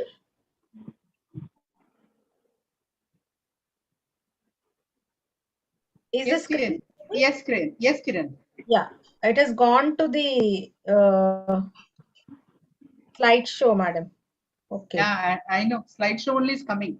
Okay, okay. Thank you. So the final part, I think the most important differences that we have seen in the MTP Act amendment is the gestational age is one thing, and the liberalization of consent and vulnerable groups, as well as adding the respectful component, that is not judging or not labeling or not denying or not labeling her as repeated abortions or unmarried girl, married status, or having a legal guardian or parent when she's a minor. All these things have been done to liberalize and increase the access, because by restricting the access we are not going to reduce the number of abortions. Actually, the unsafe abortions are going up, will go up. So that is the whole purpose of this amendments. So the final important module is to combine the family planning counseling because just doing abortions is not going to help. So somewhere at some point we have to add this family planning counseling. So we'll just talk about the counseling where and how we have to do, and also the leveraging of technology for referrals and the role of online consultations and counseling. So what is counseling? Counseling is a structured interaction in which a person voluntarily receives emotional support and guidance from a trained person in an environment that is conducive to open sharing of thoughts, feelings, and perceptions. So you can see here the component of respect, dignity, privacy, confidentiality, everything has come in this. And it has to be done in a very leisurely and comfortable way. It is a two-way communication. It's not that something which we instruct and patient has to obey. So the pre and post abortion counseling is an integral part of the comprehensive abortion services. If not, it is as important as the procedure itself. And because women needs help in decision making, and whenever needed, the spouse also should be counseled. So very, very important. So what does it do? It helps the woman to decide whether to go for the termination of pregnancy and what method to choose regarding the termination of pregnancy, and also the counseling helps to give her the complete information about the procedure and helps women to adopt a finally to adopt a contraceptive method. So that is the final thing. So again, as I have told, privacy, confidentiality, being non-judgmental and being sensitive, because we are all used to, even a decade back when a woman comes for MTP and not accepting family planning method, we all universally were very kind of judging the woman or the family, that how can they not accept family planning and how can they go on having only abortions. So, and establishing rapport and using simple language, not jargon, to allow the woman to clarify all her doubts. And if she has made up her mind for termination of pregnancy, you do go ahead and do assess her for the procedure. So what is the relevance of this peri-abortion counseling is regarding contraception is, one thing is very quick return of fertility as quickly as 10 days to 4 weeks. That's one important point that we have to stress upon. And also the fact that if she has to go for the next pregnancy, minimum 6 months gap has to be there. And it is because it is mostly unintended pregnancy, it is an opportune time for contraceptive acceptance, and the health benefits and future pregnancy outcomes also can be stressed upon, because we all know 90% of abortion related maternal mortality can be prevented by ensuring contraception. The purpose of this whole module is to not to downplay the role of contraception, but doing it in a proper, respectful, and accessible way. So what is the when do we do the counseling? Actually, ideally when she comes for the first visit for consultation regarding abortion, that is the ideal time, except when there is grief regarding the termination of pregnancy, because abortion is not easy for the woman and the spouse or partner or the family, because there could be grief in that situation. Let the counseling be delayed and be done at a later stage. Then again, what to counsel? Again, the first important thing is that you can have a return of fertility within 10 days of abortion and maximum within 4 weeks. So provide them with the choices. What are all the choices that of contraceptive choices that we have? And if she chooses a method, or if you help her to choose a method, go for method specific counseling, and also stress upon the high risk behavior wherever applicable. Suppose if the most important thing is if the woman is not willing for any contraceptive method, do not refuse MTP. Try and counsel her after the procedure. If she's still not willing, do this at a follow-up in a week's time and counsel. So you try pre-abortion, then during abortion, and then later after the procedure, but never judge and do not refuse the MTP. So what is the suitability? Again, general guiding rules. We have discussed about whether to use ultrasound or clinical. Actually, the whole thing is you should be sure that the abortion process is complete. So whatever method you employ, whether clinical or ultrasound or anything, but make sure that abortion process is complete and that there is no existing infection and that there is no injury to the genital organs. And the chance, if she comes a little later, the chance of fresh pregnancy always has to be ruled out. These four things are important.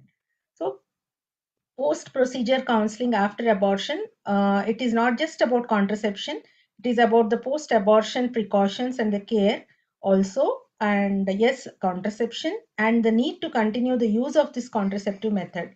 So these are three important things in the post-procedure counseling. So to continue to provide the privacy and confidentiality which you have done in the pre-procedure and the procedure. So continue to do so in the post-procedure counseling also. Reassure and repeat the information about post-procedure care and danger signs. So if she comes to you in the post-abortion follow-up, if she has already opted at the time of abortion, appreciate and provide immediate care for the methods like IUCD or MPA, and give ongoing care for the oral pills and have a good follow-up protocol, and also use cards wherever necessary, like for injectables and all. There are very clear cut cards or follow-up methods available. If she's still undecided, you are going to try and allay the anxiety, and the importance of this immediate adoption again has to be stressed upon. You can give her an extended period of adoption and do a couple counseling, but again, you can discuss the EC pills if they are still undecided. They are, as a last resort, can be discussed and used. So what are the methods and when do we apply them? The first is the barrier methods, condoms. So timing after abortion is if it is first trimester abortion, as soon as sexual activity is resumed. Second trimester, again, as soon as sexual activity is resumed. We know the advantages of the condoms. They can be used provided, it can be used without consulting a healthy provider, easily available, prevention against STIs and HIV, and it is one method where men take the responsibility of contraception. So simplest method. Only thing is, as soon as sexual activity is resumed, they have to use this. So coming to the IUCD, they are very, very effective LARC method, long-acting reversible contraception, which are now more or less replacing the permanent methods. So if it is timing after abortion, if it is first trimester, um, if it is a surgical method, we have to insert it either immediately or if not, up to 12 days after confirmation of a completed abortion using a surgical method. Okay, that is 12 days. Whereas with medical method, the insertion timing is up to 15 days of the process. Again, you have to complete POC, expulsion is confirmed. He is not saying ultrasound or anything. Guidelines don't say that. So it is, but ultrasound is not mandatory. That's what the guidelines say. And the risk or presence of infection and any other contraindication is ruled out. So it is immediately or 12 days after the surgical method, with the medical method up to 15 days of the process. Whereas second trimester, it can be again inserted immediately or up to 12 days after the procedure is complete and contraindications are ruled out. So it is highly effective. One thing is who can provide this. So it can be provided by MBBS doctors and above, ANMs and nurses after first trimester surgical abortions, by trained doctors only after MMA, and by PPIUCD trained doctors after second trimester abortions. And there is no interference with sex and immediate return to fertility on removal. So this is important, who can provide. So after second trimester, the doctors have to be PPIUCD trained doctors. Coming to the hormonal contraception, combined oral contraceptives, they can be given immediately, or if they don't choose immediately, the window period is 7 days after abortion using surgical method. With medical method, it can be started on day 3 of misoprostol or up to 15 days of the process of confirmation of completion of abortion. So this is first trimester. Again, second trimester is up to 7 days after abortion. We know the benefits of COCs, non-contraceptive benefits, etc., which we can stress upon. Then coming to the one important method, that is injectable method, whose use has increased in COVID and after COVID. Many women had taken up this method very enthusiastically. And we know that like hormonal contraception, it can be given immediately or again the window period is 7 days after surgical abortion. With medical abortion, it can be given on day 3 with the dose of misoprostol. Again, second trimester up to 7 days after abortion. So it's a very, very, very useful and simple method, which is highly effective. And one important thing is the confidentiality and privacy. The woman need not mention it to any of the family members or anybody else. She can just come herself and take it without any hassles. And it can be provided by doctors and Ayush, ANMs, nurses. But the first screening has to be done by the MBBS doctors and above for the first injection, and that it doesn't have any effect on the quantity and quality of breast milk with no estrogenic side effects. So again, another nice method to which we can suggest. Then coming to the permanent methods, it is less and less that we are using these methods nowadays. So, but if this is the method chosen, it can be performed after an abortion in the absence of any infection or severe blood loss concurrently, that is simultaneously in the first trimester or up to 7 days. Both after first trimester, mini lap or laparoscopic sterilization can be done. But with medical method, it can be done only after she gets the first menstrual cycle. Whereas second trimester, we can't do actually laparoscopic sterilization is not recommended in the guidelines, but we can do mini lap sterilization again either concurrently or up to 7 days after an abortion in the absence of any infection or severe blood loss. So it is permanent method, highly effective, and other benefits. Vasectomy is independent of the timing and procedure of the abortion the male can undergo. Only thing is the couple must use another method for 3 to 4 months to have to have the protection from pregnancy. So again, to just recap, if it is with medical method of abortion, COC either on the day of misoprostol or up to 15 days. There is injectable on the day of misoprostol, centromon on the day of misoprostol, whereas IUCD up to 15 days it can be provided. Whereas contraceptive methods with surgical abortion, again COC, it can be the window period is 7 days. Injectable again 7 days, that is hormonal both 7 days. Centroman again 7 days. IUCD 12 days, because IUCD we know it is acts as an emergency contraceptive also, plus 5 days. So 7 plus 5 is 12 days. So that is how IUCD gets this 12 days window. And tubal ligation, it can be done within 7 days. So what about SRH services and the role of teleconsultation and other technology? So we have seen the role of teleconsultation, then telecounseling, teleguidance, telereference, and telelinkage to other facilities, especially in the COVID era. And lot of the websites like Hamdo, the social media, which is Ask Tanu and YouTube, infographics, helplines, then the patient education platforms from WHO, Minister of Health and Family Welfare, and RCOG. This is how technology is being leveraged to disseminate the information regarding the contraception. And what is the SWOT of teleconsultation? SWOT is nothing but strength, weakness, opportunity, and threat.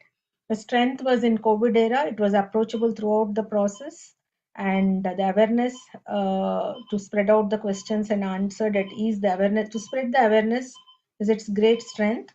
Only that we lack the face-to-face communication and demonstration with the patient. And the opportunity is the privacy and comfort are easily provided in the comfort of their homes, and the cost saving, and we can cut down the number of visits. And the threat is the rare chance of missed opportunity and misdiagnosis. So we can use it for assessment, to confirm diagnosis, to assess the contraceptive need, to do the counseling via video conference or Zoom, and to provide follow-up services also. The teleconsultation helps. And also we can make completely physical to hybrid services, and can reduce the visits of even MMA also. Then key messages is of this module is to stress upon the need of post-abortion family planning, bring in the couple on board and strive for 100% coverage. Either you do during or post or during follow-up, but definitely you are going to combine the family planning advice with post-abortion or pre-abortion.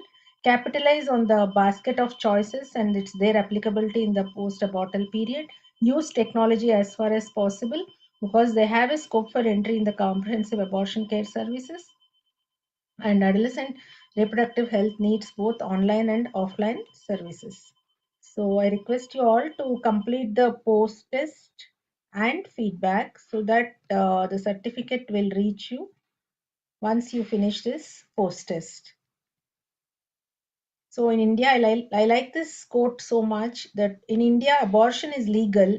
Now it's time to make it safe and respectful. And Samarth stands for sustain, accelerate, mainstream access to reproductive health through health systems. And Samarth Bharat is Sampurna Bharat. Thank you for a patient hearing.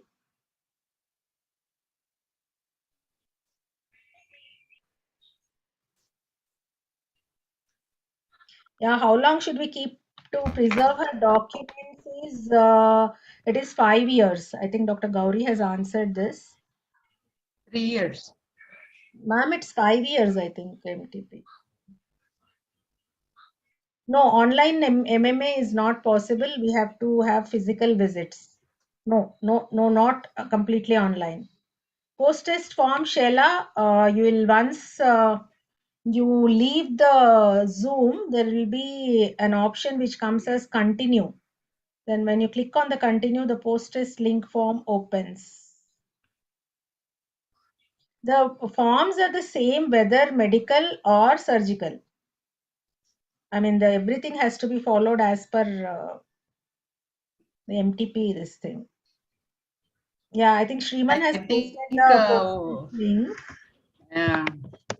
Consent forms, etc. are there online in the MTP guideline books, and you can access from the Government of India website also, because these modules we have only made to stress upon the important amendments and the respectful abortion part of it, and also to club the saver module, and finally the family planning counseling.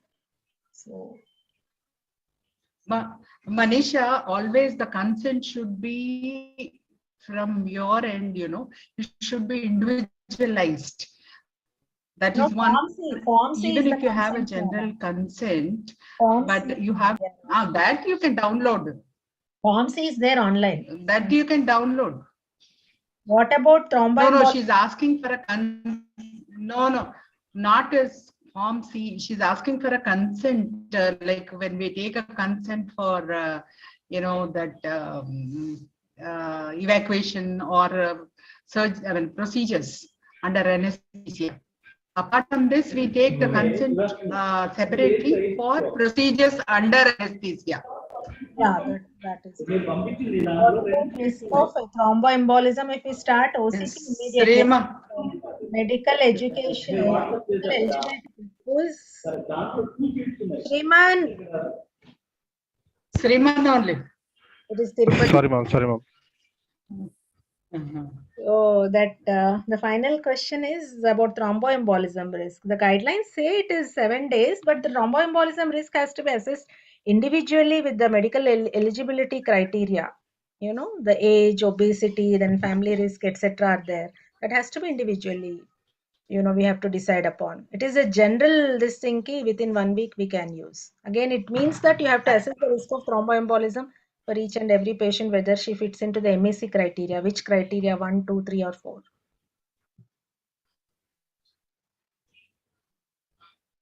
I think in this module, all of us have to learn how to give our services when a woman comes for an abortion, respectfully, with dignity and confidentiality, empathy, and all that, I think.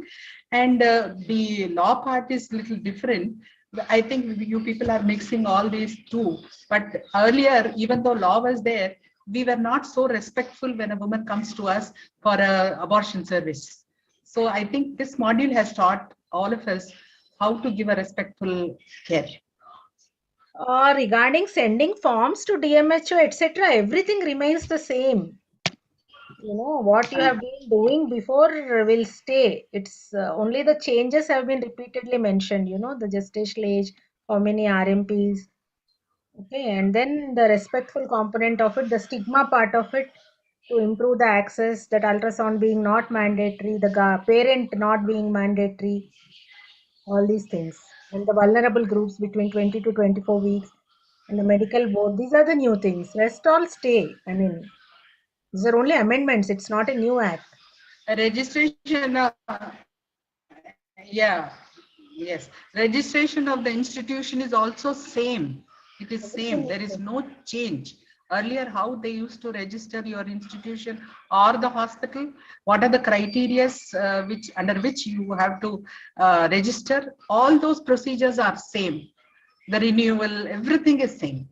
Dr. Uma, again, the thromboembolic risk, you know, you have, when you are counseling the patient in the pre or post procedure, you are going to assess the risk of that patient for thromboembolism. If you think that she is the right candidate without any risk for thromboembolism, then you are suggesting OC pills, not for everyone. That is meant to be understood. And even then, if there is no risk, Yes. even on day 3, you can give. Yeah, Vijayalakshmi ma'am, it is, I think. Can I speak, ma'am? Yes, yeah. Please, Uma. Yeah, post a bottle, there is always the estrogen and everything, you know, then immediately we don't give OC pills. Oh, no, ma'am. It is delivery also for every patient. No, it can be given. Actually, injectable and OC pills post a bottle. These are the guidelines, both Government of India and WHO.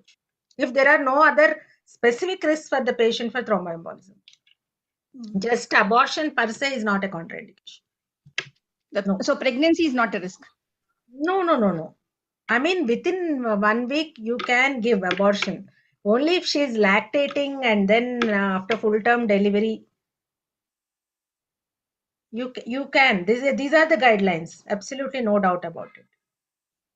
Okay. And Dr. Vijayalakshmi, madam, was asking, there is no age again, for the fetal anomalies. Again, it is not limited to 20 weeks or 24 weeks now. It can exceed 24 weeks. But again, the medical boards and the, you know, pediatric surgeon or the fetal medicine specialists and everyone has to come in and they have to decide that this is a lethal anomaly which is not compatible with life, and all this is there. But only thing is that limitation of 20 weeks, which is leading many girls and women to continue their pregnancies or go around the codes and all that part, which is, you know, extremely painful, that to liberalize that, they have made this.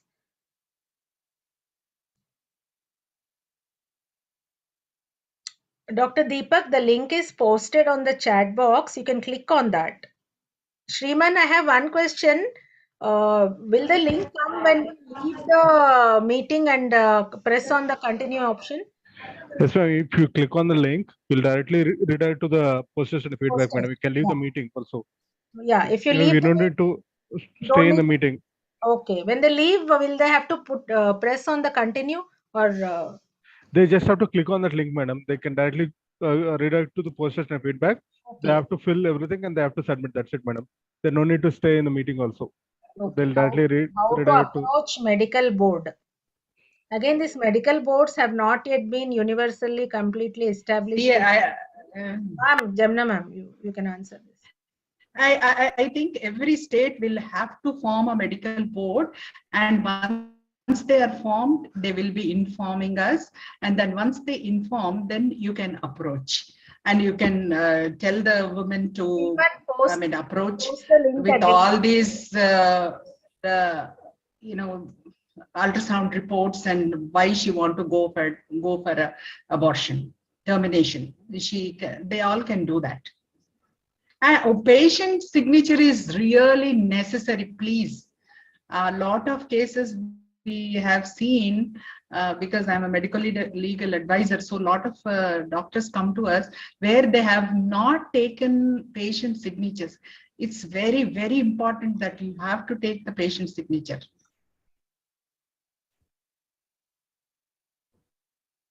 I think. Okay. No, radiologist. No need of going for a radiologist. No. The 20 to 24 weeks is not for fetal anomalies. It is for vulnerable groups. If there are fetal anomalies, I think a radiologist can opine about the fetal anomalies. No, generally it is we as a together team, the medical team does the decision. Radiologist only gives the report. See, all of us have to learn that whenever we give a report, whether radiologist or anybody, we should have an evidence that yes, it is lethal. That is very important. Once it is there, you can go for a termination, especially below 24 weeks. And above 24 weeks, of course, you have to go to the medical board. I think it is going to be. Thank you for all the discussion. Actually, we have had so many questions and interactions. Is Ajay Bharadwaj sir here or has he left? We can end the meeting. I think so. Will the recording of this session be? I think it is YouTube. It is there. I think. Shriman, if possible, you just paste the YouTube link of one of the sessions. Okay, ma'am. Yeah. YouTube links are there, recorded sessions. These Not also recorded, madam. These also recorded. Yeah, any link. If this is available, this or any previous one, if it is there, you just post the link of that YouTube. And most of you will get the modules, no, Shriman? Yes, madam. They will get. The PPTs. Yes. Okay, then I think thank you so much. Yeah, thank you all. Thank you so much. So we can leave the meeting. Yeah, we are leaving. Thank you, Dr. Gauri. I can see so many have joined today. Yes. Thank you.